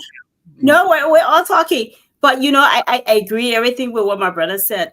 Judas, I listen because sometimes when you hear these things, you try to listen to the people who supposed to be responsible for these things, like they have the oversight responsibility. And I don't usually listen to this phone, but I had to listen to I think she is the head of the board or something for LTA. I listened to her segment of it. And then I listened to the other lady, Jessie Buffett, a little bit, on closing argument. What I took away from that, and one of my brothers stressed that was, first of all, they don't prioritize security or technology. That's one thing. Two, it was disturbing to know that these people don't have any plan in place. Three, that nobody really took the responsibility to say for this. LTA saying we are governing body. We're here to, we're just here to implement, to write policies. Okay, so pretty much, if you can write policy and be monitoring the policy, right? Direct policy to monitor. So it is not us, and so nobody has really taken the responsibility. Another thing you hear, it's happening all around the world. It's happening all around Africa. Yes, but what is your country doing? What does Liberia have in place? So Africa, I read something 2 nights ago. South Africa was able to bounce back, I think, in 4 hours or less than 5 hours. There were countries that were 30 actually minutes, right? 30 minutes. 30 minutes, yes. Yep. I saw that 30 minutes. They 30 minutes they were back up. Because you know what? They had, I mean, we all know that, but just for the public, the people had the disaster recovery plan in place. They had the incident response, not only policy, but plan in place. And they had the business continuity plan, and they had people as part of all of those plans that, like my brother said, there's a whole team. Everything's spelled out in the program. Who's responsible? In fact, who's the head of this? Who's responsible for this when this happened? And they are critically this thing. And how long are we able to stay offline? Because it affects our money, it affects our business, it affects our reputation. So all of that is in place. I was watching, monitoring this thing when it was going on. Nigeria was able to reroute. Ghana was able to reroute. And I made a post of it and I was laughing, but I was just like, what can Liberia reroute? This thing has been around for a long time. And I learned also the cable that we're using is not even ours. They're renting it for another company. It is, yeah. So we didn't know nothing. It's free. It's free. It's free for us. For Liberia, it's just free. Free. So why can't you have WhatsApp if you get in the hospital and then they say they need money they need, I think, 25 million or some kind of million to get an extra line, but they're waiting on they're asking the World Bank to come and help them. Yeah, to donate some money, yeah. So there's some money before even. So the potential of that happening, yes, it will happen again. Yeah. Because you're waiting for World Bank. Then I asked myself, I was driving, so what happened to the tax dollars? What happened to all the budget you're writing? Why can't we act now?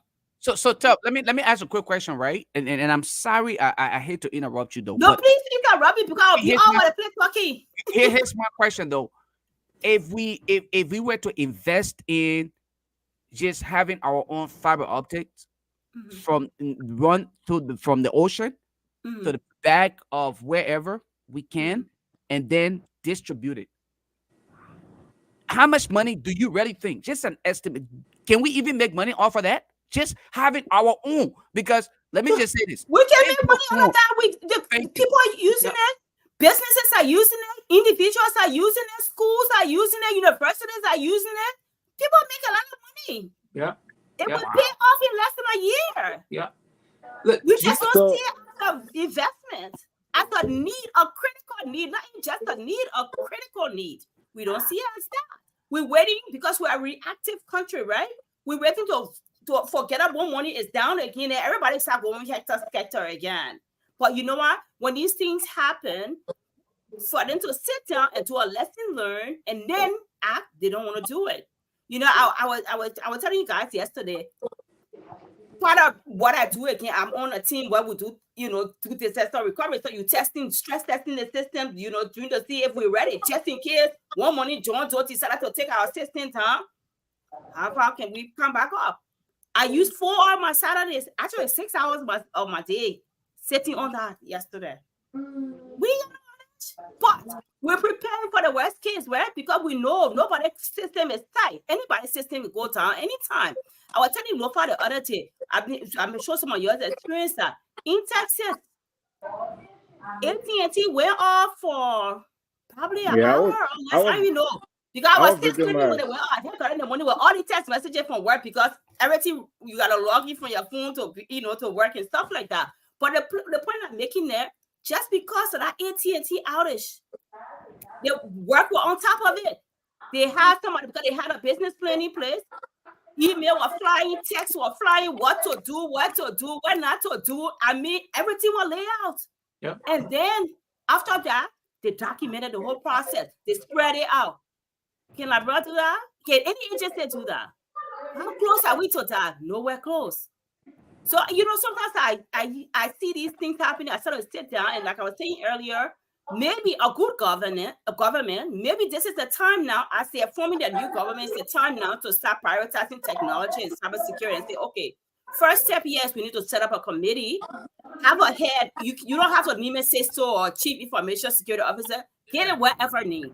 Yeah. But somebody who has a technology mindset, focus, head of the team, and then bring the expert on. You start going towards that direction, because that's the direction of the world. So guys, we got a caller on the line. Let's take this caller here really quick. Caller, your name and where you calling from. Let's hear from you, boss man.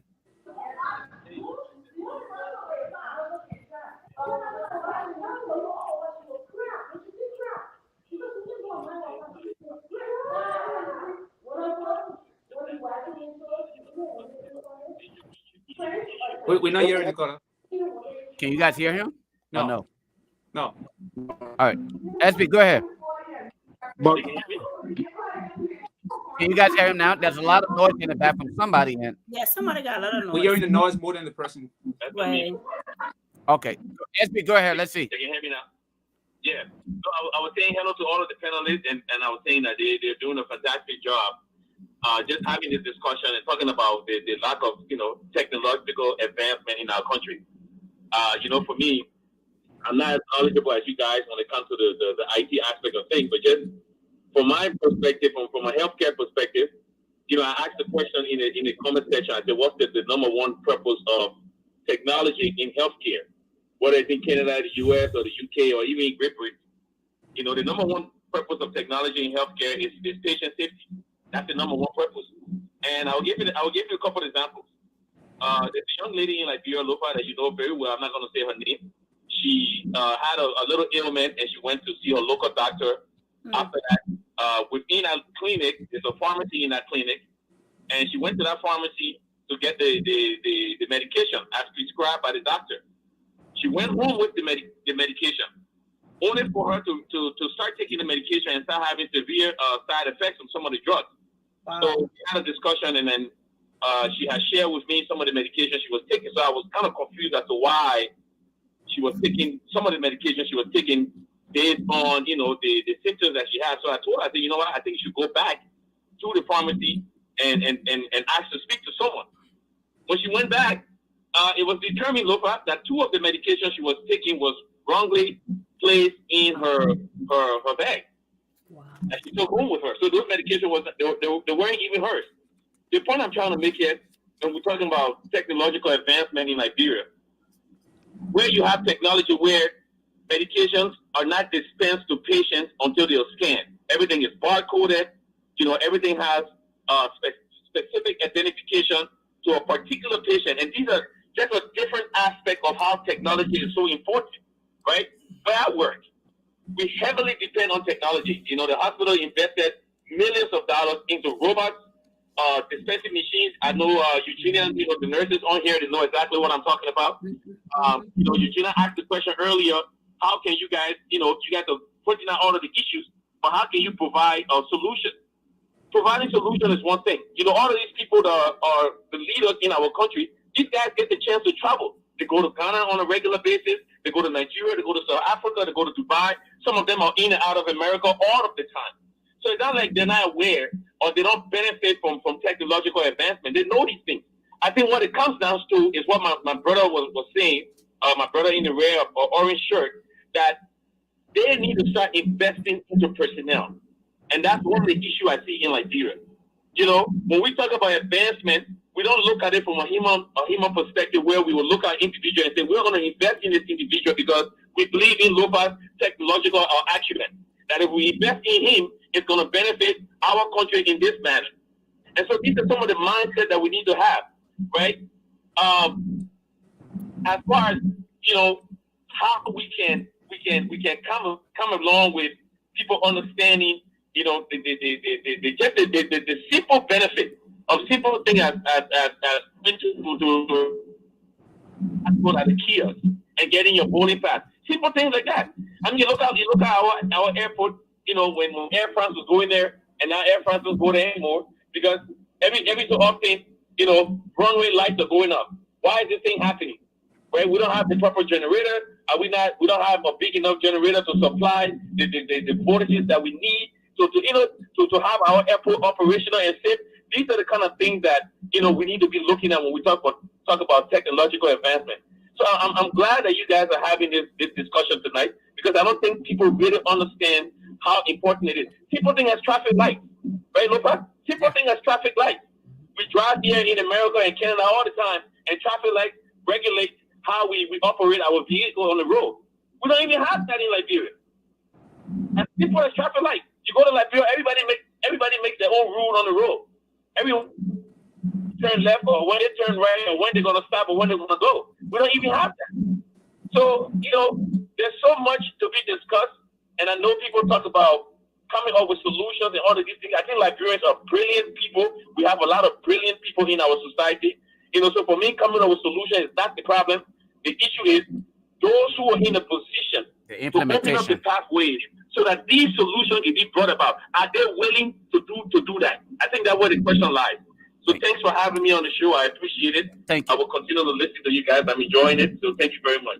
Thank you very much for calling in, SB. Thank you. You know, somebody posed a question here, and I think the question is really vague. When one says, "What are the different types of technology?" I can list for you going downward different types of technology. Right. To be honest with you, so there's something we call health tech. There's health tech. There's education technology. That's health tech, you know, right.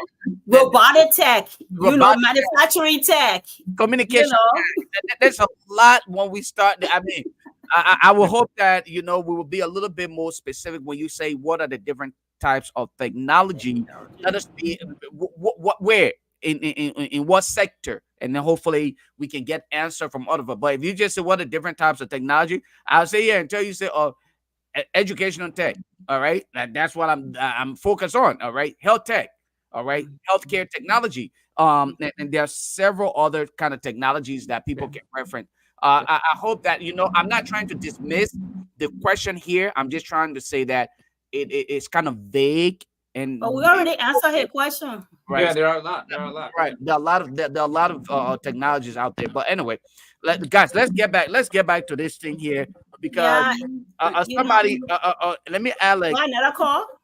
No, we don't have another call. We'll get back. Let's tell these people. No, I think people are saying we're not providing solutions, but I think we said it in different ways in our conversations. Yeah. I know, like we emphasize that they tune for the top, right? The leader has to stress the need for technology and all of that, and even empowering people. Because technology, like we said over and over, is about people, processes, and tools. You know, so empowering the people, driving that change. You know, providing education. But to the issue of, you know, the issue that's trending, I like I said, as far as solutions, you know, Mr. Boycott, because that's him in power now, he has to put together a technology team to risk assess this situation. They use it as a use case to drive their, you know, to drive change in the society or in Liberia. That's my solution to it. We can't talk about I don't want to talk about them putting business continuity, all of that. The first step is they need to form a committee. They don't have nothing in place. They don't have a technology budget. They That don't is have a correct. technology ministry or ministry so that they're using telecommunication who say I'm a regulatory body. So it's not a body solely responsible for technology. Not only on the work case, but I want to bring this in, Lofa, very briefly. Go ahead. I volunteer in the state of Texas. We have a Department of Information Resource, and for a very long time, I volunteered as a incident response person. So there's a department just for that, and it supplied the whole country. So I made a post about this a few weeks ago, even before the outage. I said, Barca need to have a Ministry of Information Technology. Yep. And I think before even this outage, this is just a need. That is correct. Maybe others got other views to it, but that's my thing. It's kind of it's you mentioned it when I think I remember I spoke to you yesterday about Can this. you guys hear me? Yeah, we can hear you.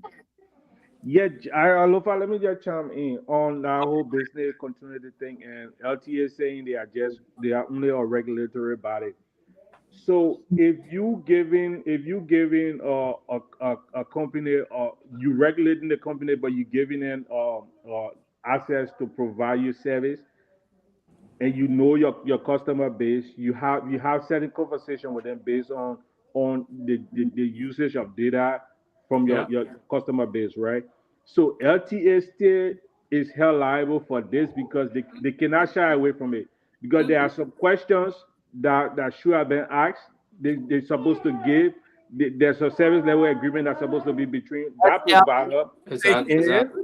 Yeah. and LTA, who almost like got out the users representative, right? The reason why South Africa was able to get out get back up in 30 minutes is because they stuck to that SLA. What's it? The recovery point or the recovery time.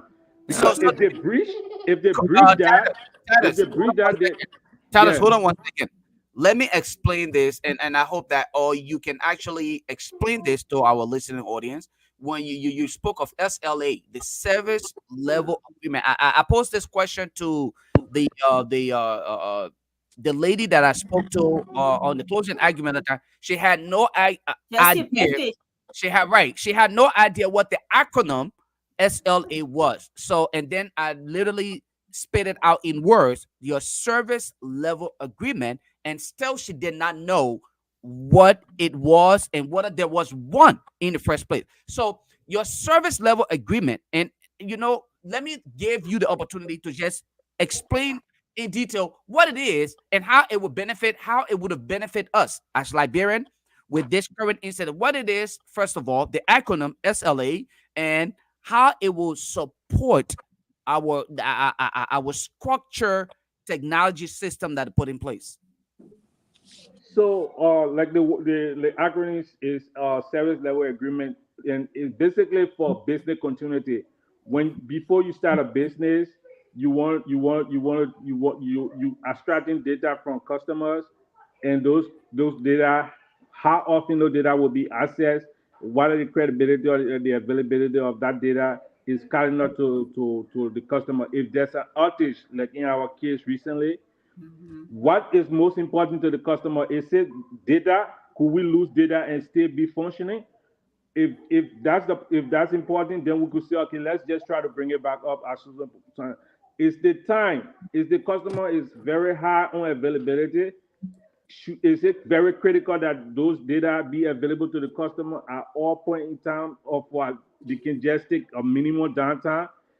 This conversation will be held, and the both parties will affix their signature to it.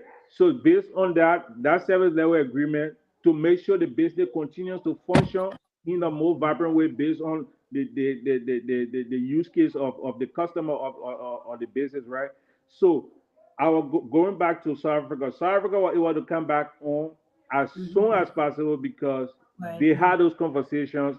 They have planned based off of those conversations. Then you can set up redundancy. You can set up other failover and make sure you stress test those systems to make sure that, sure, in case there's a failure on this system, the other system takes effect.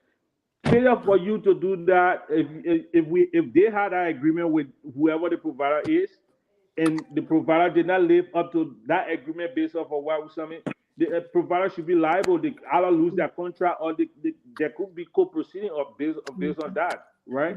So they cannot abstain yourself from that. Say, oh, we're only regulating. If you're regulating, then you still have to ask those questions. You still have to make sure these things are put into place. You telling me that a director or commissioner at the place don't even know what an SLA is?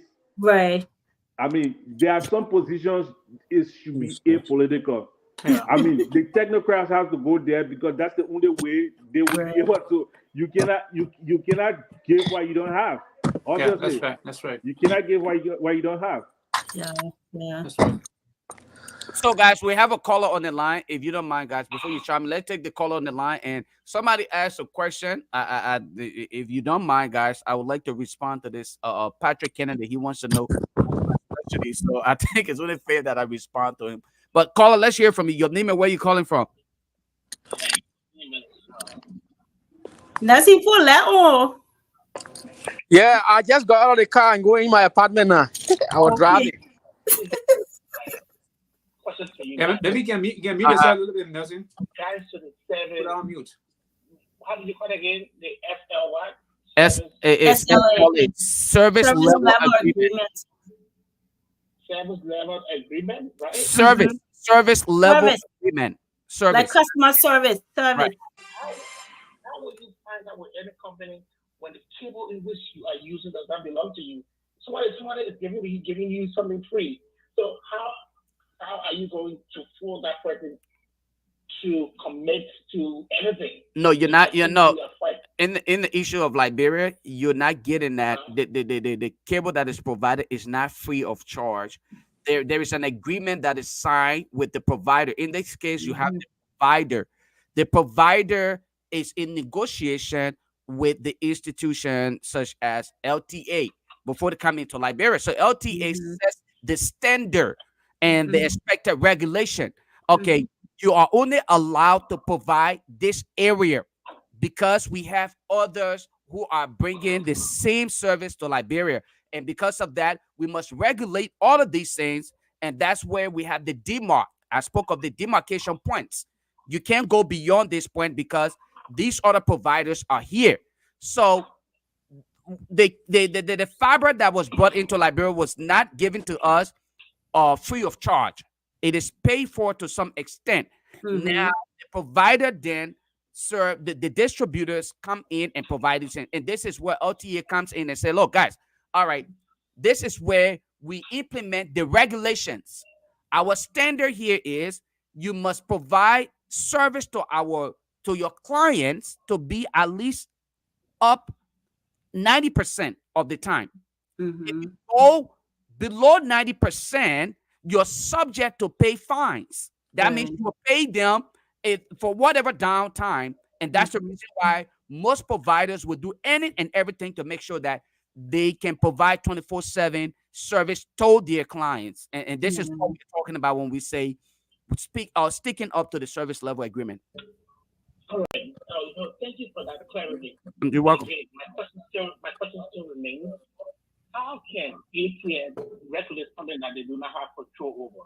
So let's say what happened to the cable being disconnected.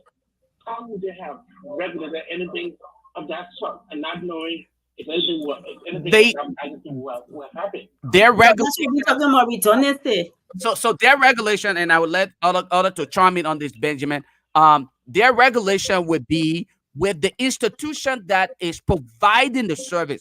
They are to tell them that, right? They are to tell them, say, okay, we agree for you to bring this service to Liberia, but this is our expectation.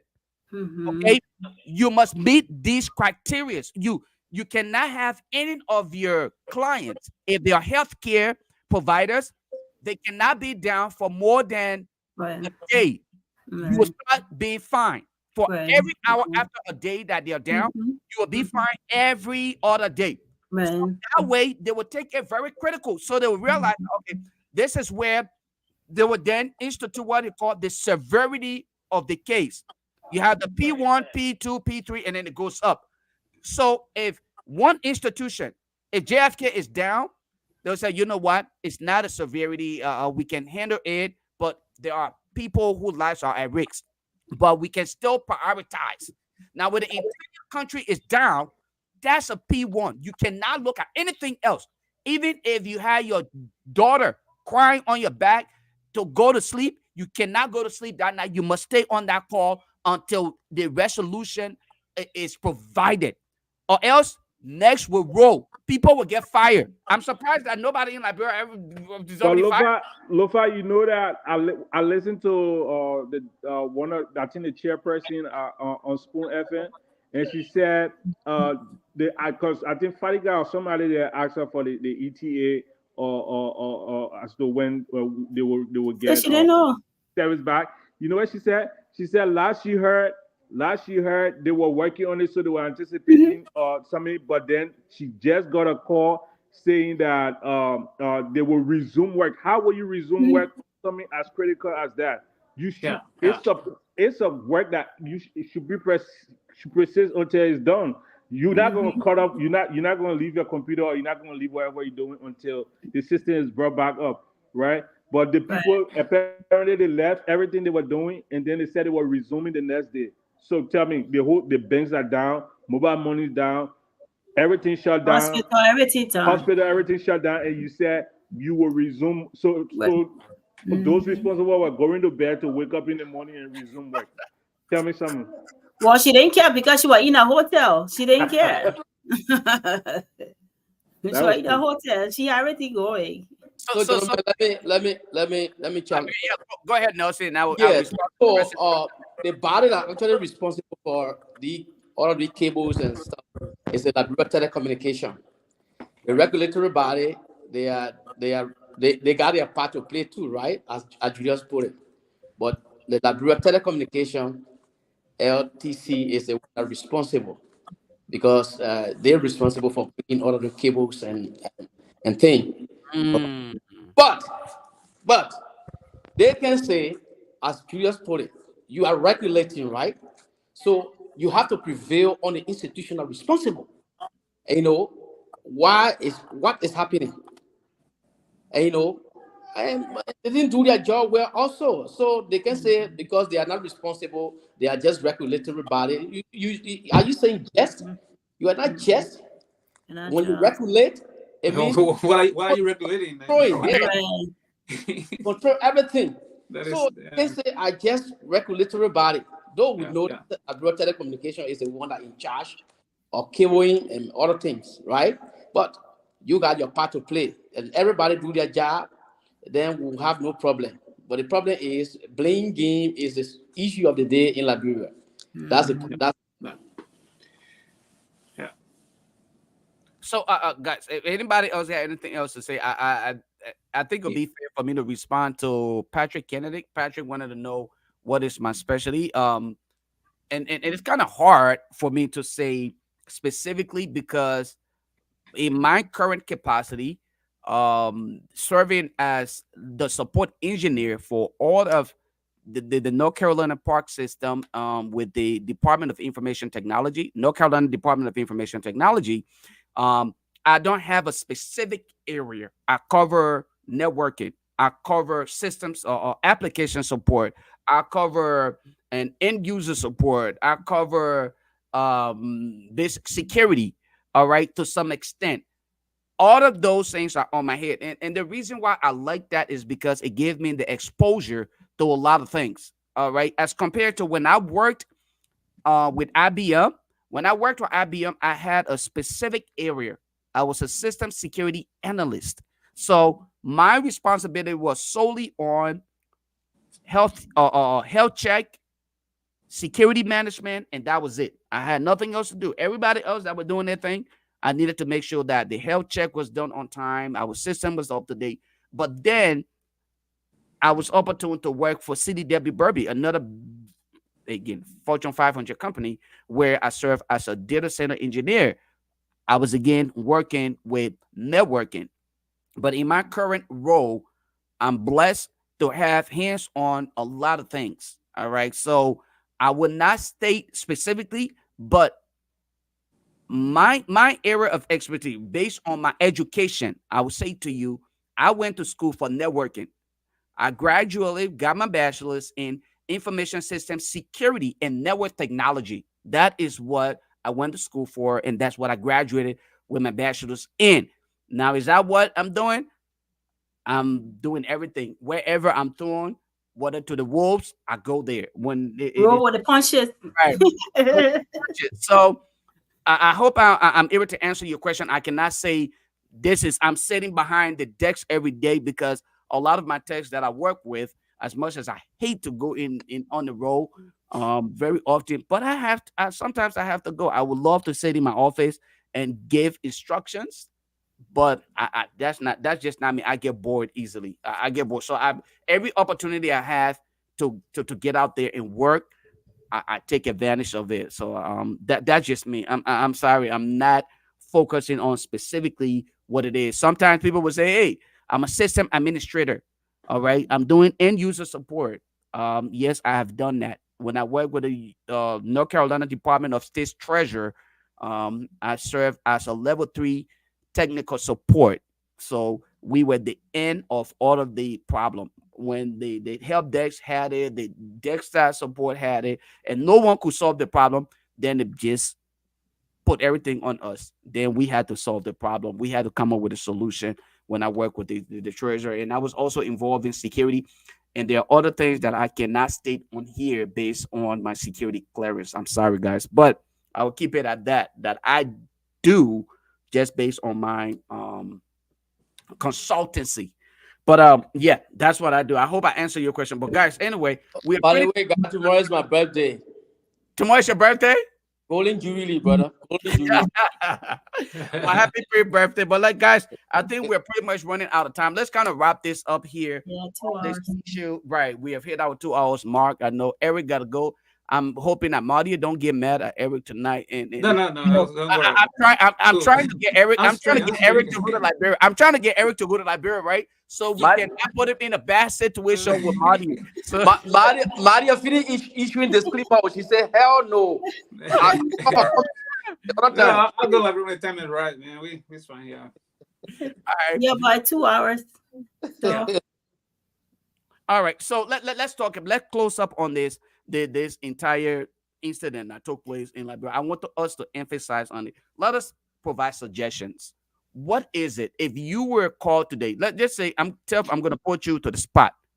If you were called today for consultation, from the Liberia Telecommunication, what would be your suggestion to the Liberia Telecommunication? What would you recommend to have done differently?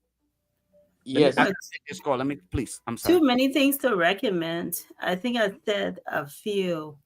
First, we got a call. The first thing there is we need to see what they already have in place. So the first question there, I'll start asking the facts finding question. What do you have in place? I want to see your existing policies and procedures, your programs, your standards. I want to see your systems that we have in place. And then we got to look at the objective, what we're trying to accomplish here. So do they have anything in place to begin with? Because for what I heard, other than wires, they don't have anything else. And somebody asked a question, how can you regulate something you know nothing about? The lady that was on Spoon, she sounded very eloquent to me. She sounded very knowledgeable. It just seemed like she didn't care. She just wanted to get her cash. Money is green. She get her cash and leave, because you cannot be in a sensitive role like that for 6 years. The other one, she was on closing argument 10 years. And you can't, you say you got oversight to do politics, then you can't even monitor. You can't even, do anything. I'm blown away. I'm just like, what is this? And these are very eloquent women. They seem sharp. I was just like, what is this? When you go to Liberia, you can just lose yourself like that. I don't understand. So for me, Julius, back to the subject, there's so many questions. The first thing I start asking these questions, let me see your business continuity. Let me plan a program. Let me see your incident response. Let me see what you have in place. I'm going to go to all your centers, your offsite centers. I want to see all your data centers, your core site, your one site, all those sites. I want to see if you have any. Yeah, I was in Liberia, right? That's what we used to. man. And that's what we used to here. So come show me your go side in what I saw or in Westway. Show me your go side, your own side, you know. Maybe in Africa or something. You know? Right. No, So- but on a serious note, I want to see all of that. Yeah, that's and right. then That's start right. having those conversations with the key stakeholders, like who, okay, they had a whatever it is. So tough. I was going to ask you a question though. In that light, you spoke about core site, one site. What about the investment in cloud technology, virtualization? Yeah, I mean, obviously, I want to see what kind of systems. That's why I say I want to have those conversations with key stakeholders. What kind of systems you got running here? You know, do you have, you know, your hybrid system? What do you have going? Yeah, who are your partners? Who are your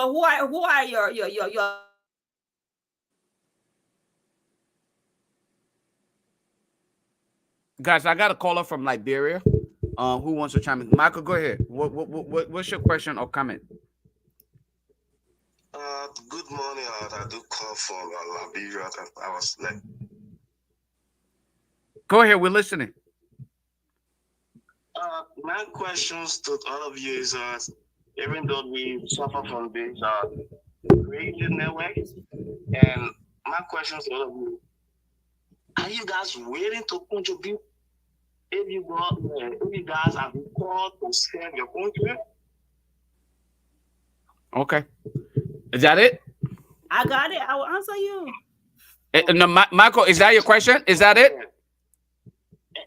And the second question is, are you guys?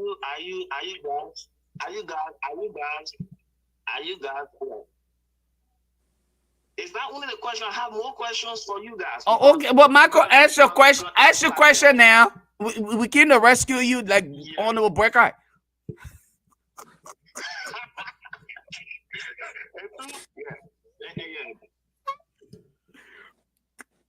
Okay. Another question has to do with what are some recommendation you guys are giving back here to LTA, because this was very embarrassing. Can you imagine? I have a presentation to make tomorrow. I don't even have this presentation correct.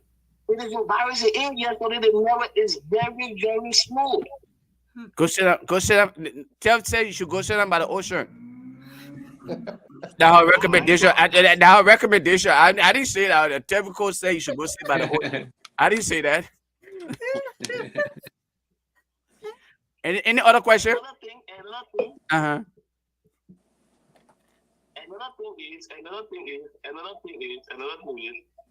I admire. Yesterday when I came from church, I admire you guys. When I saw that this show was going to be, I was too conscious to know by which hour this show was going to be, because I began to ask different local users to know if it's 8 p.m. Liberian time. I went up to 11 and then I went up there. I just went up 2 and then monitor the show. It is embarrassing for we Liberians. I think you guys need to come back and help us. It's still embarrassing. Can you imagine that we do a presentation tomorrow and you don't even have nothing of what you're going to be presenting, because the internet is very, very smooth. When you go do your presentation tomorrow, just say Muya or Muya. The professor understood. Michael, we gotta get back to the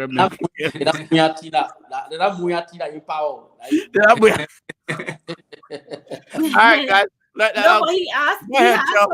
he asked some good questions, but I want to finish up. I want to finish the question you asked Lofa. Okay. So the thing about my suggestion would be, so let's sit to the table and see what they have already, what they have in place. You know, you have to see what they have to be able to see if you can help them or even drive them in the right direction. So let's have those conversations first. And as I'm asking those questions, we want to start digging into the different, like I said, the process they have in place, and and then we can go from there and start implementing small, building from there, and talking to other, key stakeholders. Now, to the question the gentleman asked, are we willing to to help. I don't know about a gentleman on the show, but I'll talk to myself. I'm willing to help any day, but not to go to Liberia. You know, we're talking technology, yeah. So remotely, right? Put us on Zoom, put us on Stream, yeah. Put us on anything will help. Everything we gotta be on the ground. I don't know why people think that you have to be on the ground to help. Most of these things have to do with technology. It can be done remotely. One of the brothers was saying he got co-workers way in India, all over the place. We work with people all over the world. We don't have to be in Liberia, so we're available to help the process. You know, but I don't have to be on the ground. I have no intention of going to Liberia. Let me just say this, right? And I'm guilty of this, even though I love to work remotely. I'm one of those, even with my tags. I don't like that remote idea. I say I love team building. I love people to have that team building. So when people recommend the idea of remote work, don't get me wrong. I love it. I love when people can work from their comfort zone, but I also feel like the best way to get the team to be most successful and interconnected is to have them to interact with each other. You can do it virtually, but at least be available physically and interact with each other so that you kind of know the personality of those you're working with. If Eric is the kind of guy, you know, a lot of us, there are certain people who are techie, they don't want to be bothered. They want to sit in the cubicle and get the work done. Don't bother me. If I give you an assignment, go get it done. I don't like every time you pinging me, hey, I got a question for you. Or can you please stop by my desk? I got to go. It annoys me to the stand where, you know, if it's lunchtime, we can go to lunch together. I don't mind doing that. But I'm just saying. But Lofa, the point I'm making there is we can do most of the heavy lifting remotely. Yeah. And we can make a trip to Liberia. Do you really? No, let's take this, though, as a challenge for all of us on here. Do you really believe that you can successfully implement what is needed in Liberia remotely? I doubt it. No, I don't agree either. I don't agree. You got to be boots on the ground. I don't agree. Okay. That a lot of assessment has to be done. You have to do a walkthrough. There's no way. But what I'm saying, I'm sure you can do most of the planning, the pre-planning, a lot of the heavy lifting remotely. And when you go there, it's more implementation, monitoring. Yeah, you can do some assessment, but you can do most of the work. That's my point.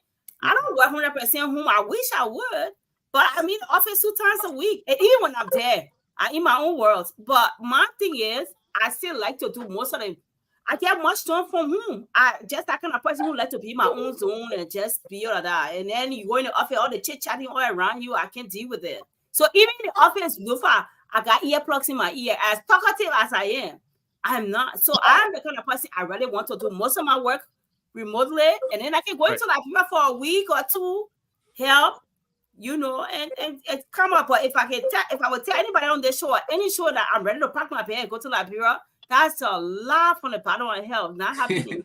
I'll leave it right there. That's a good endpoint. Yeah. Question now, mine is concerning the suggestion or the alternative. Now, the first thing here is information. I feel that our people and a lot of institutions lack information. That's why I was saying from the beginning that most of the technical area or technical department in Liberia, they need a very robust research department, because anywhere where you don't have information, you cannot navigate anything in the technology world. The information is vital. We need information to succeed. So I think information lacking. If there were enough information and people are being knowledgeable of what they're doing, we are graduated from having all of the outages and blah blah, horses boiling, blah blah, all the things are happening. We can eradicate that, to 0 level, but we can minimize them to a lowest level, and we can proceed. That's what we're saying. We talk about redundancy, okay? Not one of the suggestions is to run 2 more cables into Liberia.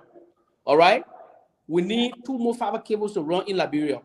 So if we are 0 on the other one, 2 will still give us a network and we can work with. So when I go down directly, I know the web, what happened yesterday. So there are a lot of things we can say. There are a lot of things we can suggest to our government. Look, information is the best thing we can do. Let's have the information. Look, invest into people that is interested in to go to the technology area. Let them learn. Those that are there, let them say, "Oh, we know it all now. I've been here for 20 years." And Julius, I want telling you, some of them that how they can behave. They will sit in those offices that they have been there for 30, 40 years, so they think that they need nothing else but own it what they have what they have from 1955. They still want to neutralize that, and they want to know they need any more any other information. So that's wrong. We keep updating ourselves. Information is vital. So they need information. Invest into research area so people can do research. If you want information, you will get it from the department of research, and then we can go through all of the things, and we can expand our activities into technology. So information is, I'm recommending strongly information, invest into research. We need research, a robust research in Liberia in the technical area. That's one of the major things I'm recommending. Thank you. Anybody can go next. Yeah, I just want to kind of wrap everything up here possibly. So I think there was a question you asked about whether or not Liberia can invest into a cable and then maybe use that cable for business purpose. And I want to comment on that. That's very important because when I was doing a few technician work too, there's a little company in Minneapolis here that I worked for a while ago, about maybe a long time ago. But right now they're a very big company. So what they did was they bought about, I think it was 60 gig of data from the main data company here, and they run a fiber cable to their office. So they have the office, the back office, that fiber cable run there, and then they provide services to the community, either wirelessly or even they run the cable to go to people's houses to make business. That is a very good investment for Liberia to come and look up. Right now, if you call Liberia, people, the first thing they tell you, I don't have data. My data are running out. So the country cannot develop. There are young talents, people with good, people do a lot of artistic work, music, other things, other different aspects of creativity. They cannot survive on maybe 4 or 5 meg of data. When you download one picture, it's gone already. So if the government will invest into a cable and then distribute that to the people, the cell phone company then they don't rely on them. They are business people. They're not going to be in the interest of your citizen. So that's going to help. Look at Michael just called. You can't do a presentation because data are very low.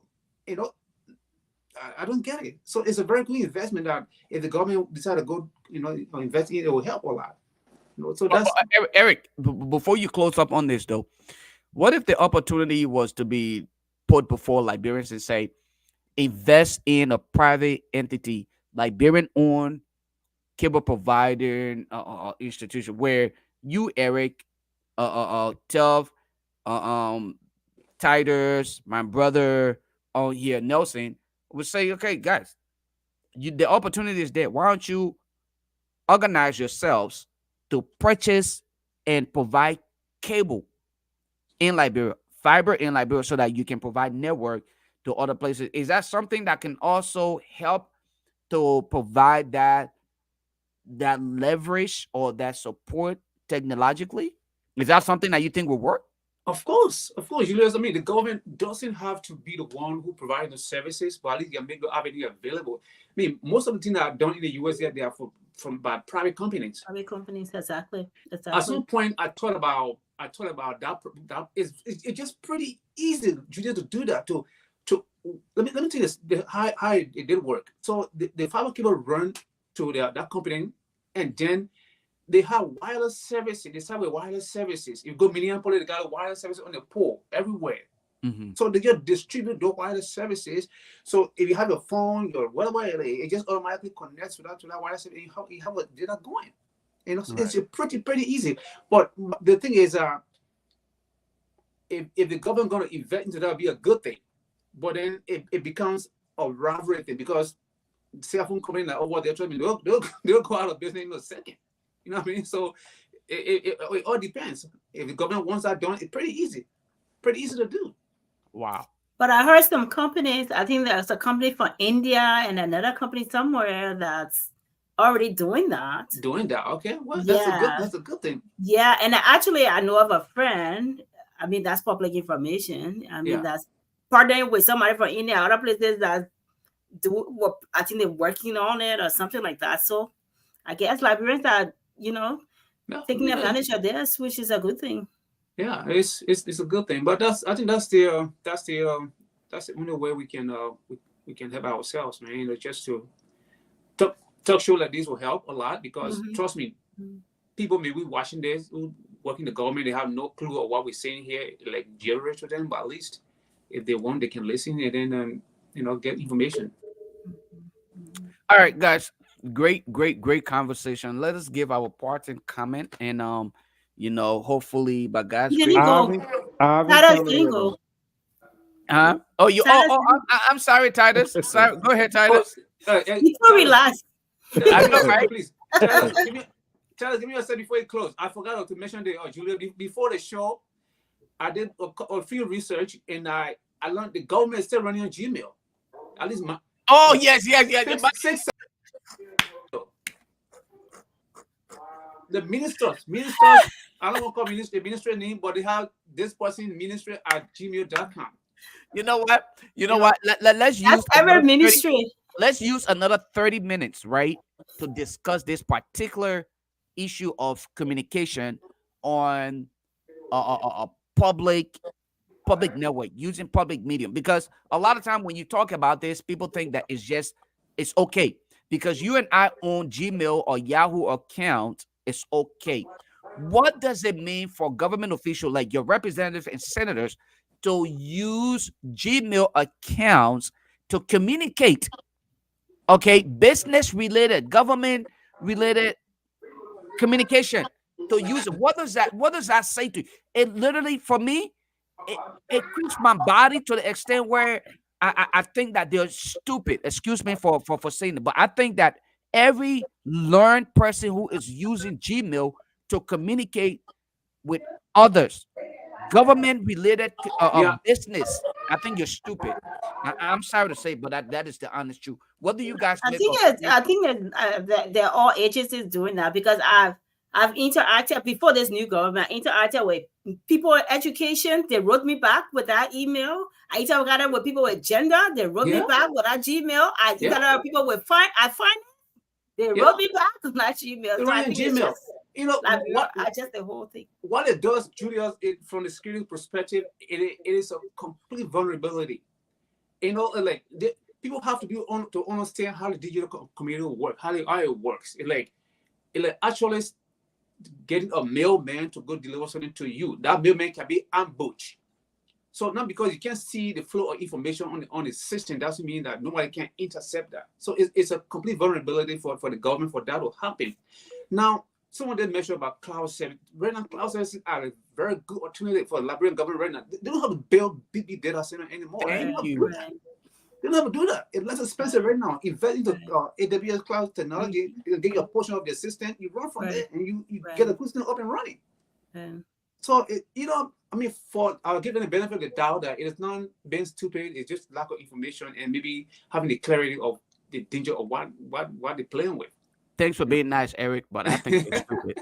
But I think most of them, I think it's just that comfort level. Since that's what everybody using, let's just go with the flow. I think that's what, because some of them, they know about technology though. They're just probably lazy, or everybody using it, working, let's just go and not look at all, talking about data privacy, talk about security risk, all those different implications. Yeah.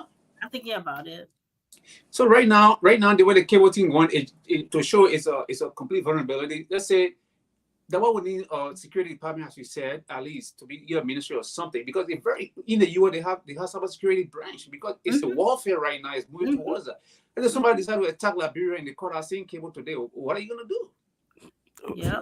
What are you gonna do? And they start attacking you physically. Then you can't do anything. You know, maybe another time we need to have another show to talk about the race of ransomware, because that's trending Exactly. too. And it's like we were even prepared. They're ransomware prepared already.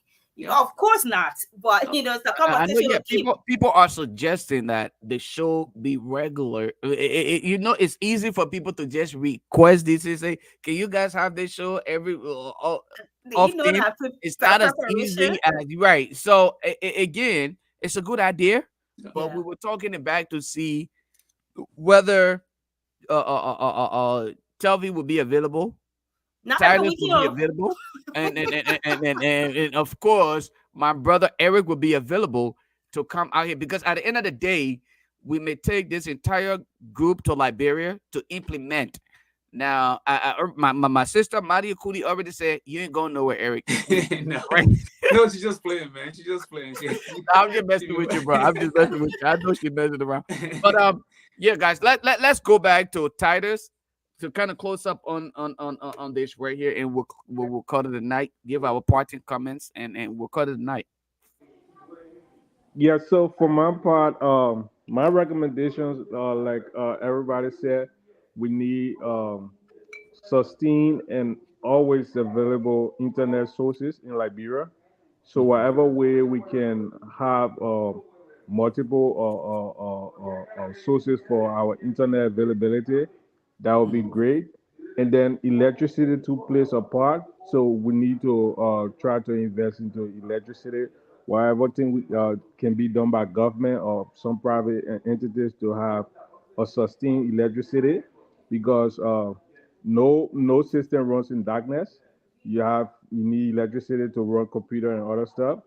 And then leveraging visualization, like you said, leveraging cloud-based platforms like AWS and other and other Microsoft or Google Cloud, Alibaba, whatever cloud platform that could be utilized.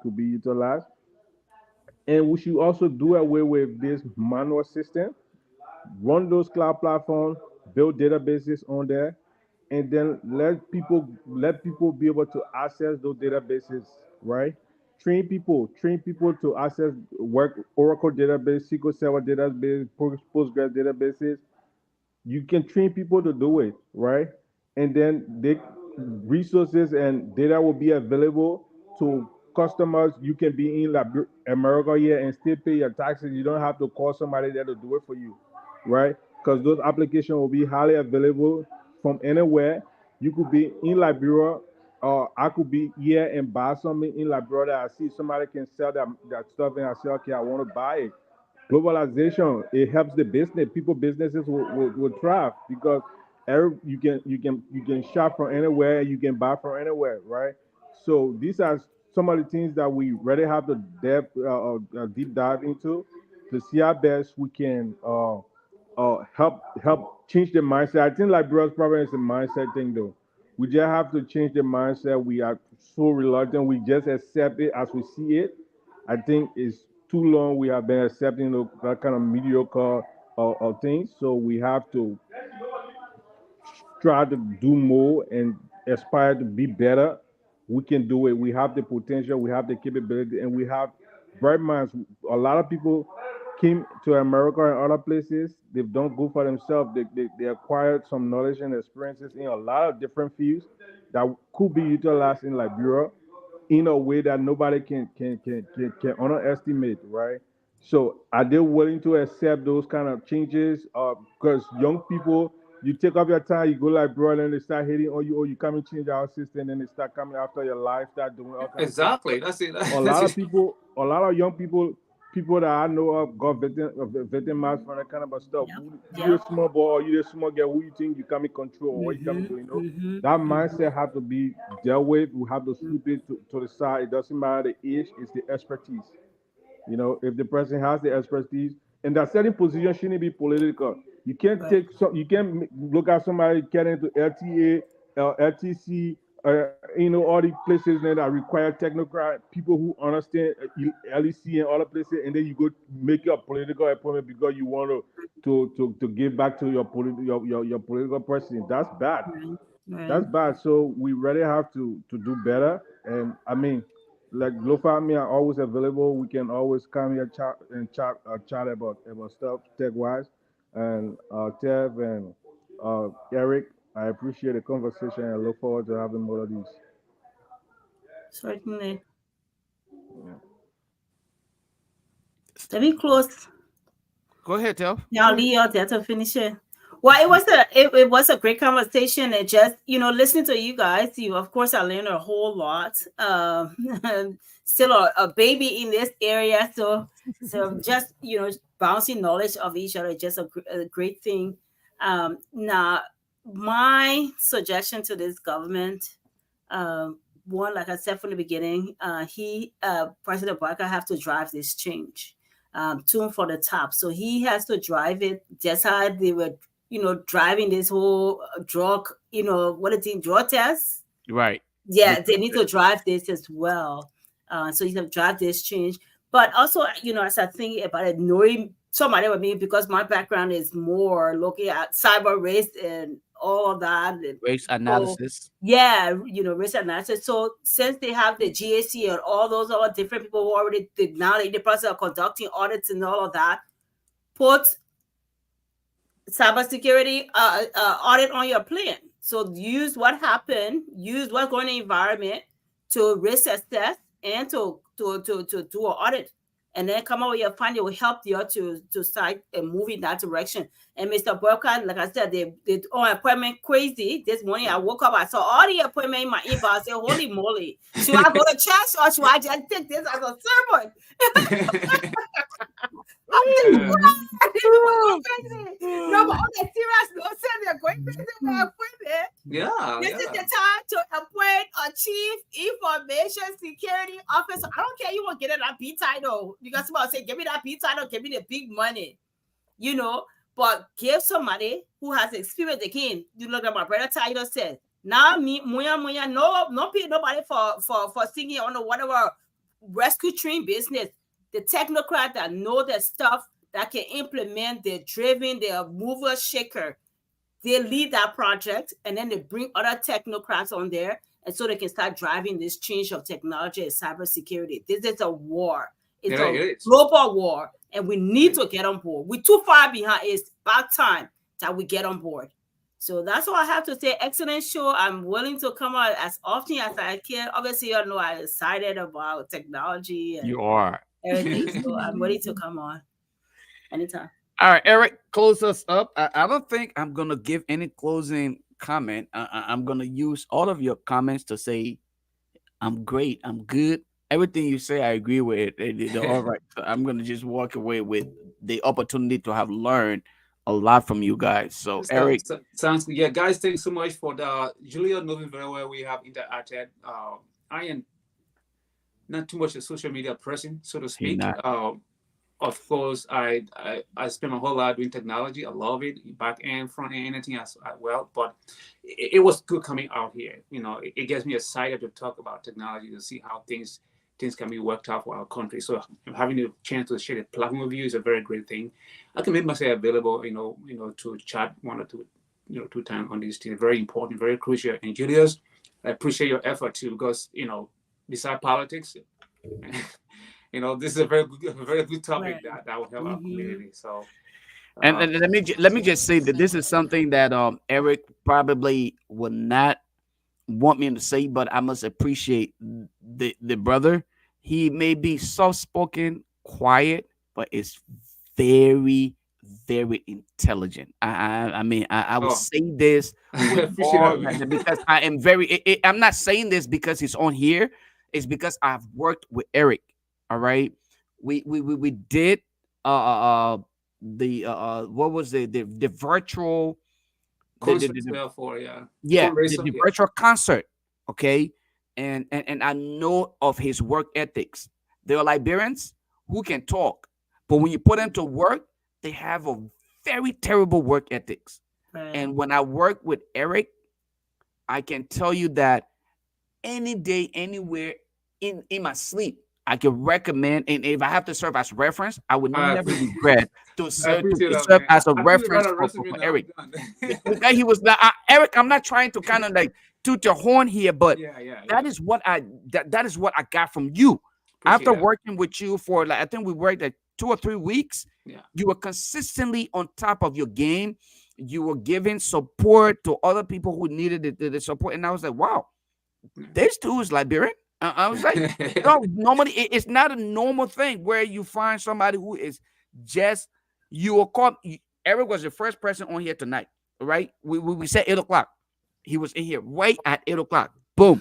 I was like, okay, that's Eric. And anytime I would say I really that's why when we were talking about Tech Talks, I thought of Eric. I was like, I've definitely got to reach out to him. Yeah. Tell Julius, just like you, he's a nice guy. He's a very nice guy. he I he, know he Eric too. is. And then just like you, Tev, he's into like he can do the graphics design and other things. So the when you're playing with the video and other these things, if you're looking for somebody to help in that direction, get with Eric. He is really good with it. But I just want to say to you, Eric, in this public manner, Appreciate that, man. your work and your work ethics is a major part of what some of us appreciate. It is Thank you. often said among us Liberians that, hey, it's okay to just do things. We can talk flamboyantly, but when it comes to working, then we backslide and expect other people to do the work. But I did not experience that from you. I hope you have not changed over the No, past man. few Try not years. to. But And you please guys, don't do that. you guys, but you would not recommend me to enter or work in, we're working together in Banana Republic. I recommend you. I recommend you to edit. I recommend you. All right. All right. So let's give you a closing comment to now. My brother. Let's close up on this one, Nelson. Mhm. Okay, so I just want to say thank you to all of you guys. We are very, very, very hard knowledge, reservoir of knowledge. I've been impacted once again because to sit down with this kind of people, caliber of people, is a privilege. I just want to say thank you, and what we want is for Liberia to be better technically. Uh, we want everything to go smoothly. We want all of the things to be done. Information should be available. People should be trained. Uh, jobs should be provided in the technology area. We need to advance technology in Liberia. That's the issue. That's the order of the day. We need it because the whole world is running on technology. There's nothing, even in your house, bro. Let me tell you, man. Technology is what we live on now. Internet went down for 2 hours. Everybody nearly died. I mean, there was not Right. internet, but, Right. but Facebook, Facebook. just Facebook alone. Yeah. So you see, there's nothing we can do right now without technology. Technology is a key thing in our lives right now. We're running on I know 7G or 8G now. So we need to move fast. The government to do something fast and run our redundancy. We need two more cables at least, and then we need to our people need to get information. So research is the key. Nobody on the line will tell me say if you want to do something, no way. To get information, to get knowledgeable, you're gonna look for it. You do research before you get the information. So information, I say again, I repeat, information, information, information. Thank you guys. Thank Thank you, you. guys. I just want to say to all of you guys on here, I'm grateful that you all accepted my invitation. You did not say we're not coming on across Africa Network because it's owned by Lofa Julius, or we don't want to have to be on that. Your come to my platform. Instead, you were all willing to appear on this network to discuss such a critical issue. And I hope that you all will be willing. Let it not be about Lofa having to spearhead this entire process. I hope one of us on here, whether it is Telf or Titus, I call Titus my little brother. He is my little brother. So I always try to get him involved as much as possible. Um, if any one of us on here can spearhead this idea of having tech talk, whether it is on across Africa or any other platform, make it a little bit more involving so that people can see reason to learn from it. I'm thinking, people are reaching out. Can you guys host a show where people can just call in and ask questions about their devices? You just provide technical support. Sometimes you have people calling. Just much recently, when Facebook had that little glitch where people were being booted out and then they asked to log back in, people were calling. Lufa, I think I got hacked. I think I said, you need to calm down. A lot of you need to calm down. This is not just you. The fact that you call me and three other person already called me about the same issue, that tells me that it's not just specific to you. Yeah. It's either global or to some extent. So calm down and relax. That tells you how people cannot honestly live their lives off of Facebook. And I'm telling you guys, I think we need to do a little bit more than just being ourselves, working our individual jobs, and satisfying our family and friends. But I think we need to provide the level of service that is needed for Liberia. I know my little brother and myself, Titus, we are working on a program that we may be reaching out to a lot of you guys to be a part of it. But once we are up to where we feel like, people should be able to come in and contribute for Liberia, we will definitely reach out and we will solicit your support for a better Liberia. But I think a lot of you on here, with your technical knowledge, your expertise, I think Liberia can benefit from all that you do, whether it is at the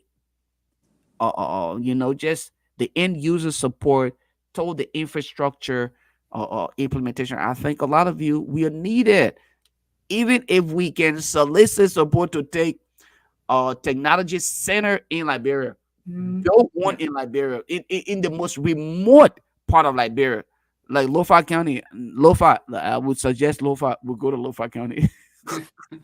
If we can, no, seriously, if we can take the tech center to Liberia, or and just think about how many people we can really employ, young people, even at a data center or call center. You would think about job creation, the opportunity to do all of those. And I think all of you guys have the brain to do that, but it just requires support from all of us, Liberian, and not looking at it as we are competing. Like, people look at it most often like we are competing against each other. Lo-Fi Julius is not smarter than me. Eric is not smarter than me. That's not what we are here about. We are just simply about moving Liberia forward, and that's what I sense from today's conversation. So I just want to say thanks to you guys for being on here tonight. It was a great show, and I'm pretty sure a lot of our people hopefully learned a lot. And we would do our best to come back here again and answer some of their questions, some of hopefully the hard questions. I know nobody answered my question about the number. Let me leave you guys with one more question. Julia, please. Julia, please. Before I forgot to mention this. Go ahead, boss. So yeah, so I mean a lot of groups, a lot of tech groups, what are around the US and whatever, so just a lot of tech groups. So I created a page. It's not published yet. I told about it, Liberians in Tech. Oh, okay. I want to publish it, and then since I'm here, so that we can form that community, because a lot of things going on, that we can have a lot of some questions, whether jobs or projects or whatever situation. So I'll publish that, and I'll reach out and who can kind of grow the community just to help. Definitely, that's a great idea. That way we can network. We know people's strength, and that way, if there's opportunity out there where we see if somebody's looking, if the North Carolina Department of Information Technology is looking for somebody who is heavily involved with AWS. I know my little brother Titus is there. He's involved with cloud technology. If Telv is willing to leave from Texas and come out here, we will take her too. If Titus is willing to leave from cold Minnesota and come to North Carolina and enjoy a nice humid weather, we will bring him here. Because we have created a network. Right? Is that show be relayed in Liberia though? Well, we have it on the closing argument page, so yes, definitely. But on the Facebook page. On the YouTube page, but we're not on the radio station. And just so you know, Telv, we are working on that. Across Africa is working diligently and tirelessly to my little effort. We are trying, hopefully, before the end of the year, we will have our own established radio station in Liberia. So all of the programs run on Across Africa will be relayed in Liberia and will be an FM station. And that's what we're working tirelessly towards. So definitely you will have something to be heard in Liberia and interact with the people in Liberia. So yeah, they're the same place. We are definitely working on that. We have announced this time without number, but again, I'm the kind of person I'd rather talk less and do And more work more. than to Right. just come out here and keep talking, talking. You know, so by God's grace, we will get there. Yeah. Well, that's good though. The reason I asked too, because we want the internet recipient really is the people in Liberia, right? So we really Right. want with the people here can benefit, but they need it the most, and so we Right. want to make sure we can get it out there as to as many, even sister networks. If we all can chime in, and relay, across Africa and one or two other networks, like how the closely accurate guys can do other networks and do Right. at least the farther we can go, the more people get the word and they That's can right. be at least Yeah, most empowered. definitely. That makes it a Yeah. little bit more, it gives me a reason to keep looking, say, Right. okay, this is what we need to do. If we are to establish a radio station in Liberia and make it available to the diaspora Liberians for all of the different programs and not Mhm. keep it, specific to a specific political party or Right. program or anything. Anybody can come on there for a religious program like we had Mhm. earlier. There was a program before us, and then Mhm. we came on, Right. and that I think it will help our community a whole lot. Mhm. Yeah. And Mhm. so that's the vision for Across Africa. So we're gradually working our way on there. But I want to say, guys, if you have any idea, any suggestion as to how we can better the network and we can better the programs, the presentations, please feel free to reach out. Let us do it. I know I reached out to Eric about a program that came in my mind that day. I was talking about Yeah. a program. I said that it keep coming in my mind, but Eric will talk about this. I felt like we need to organize this thing here. There's a program that came in my mind day night.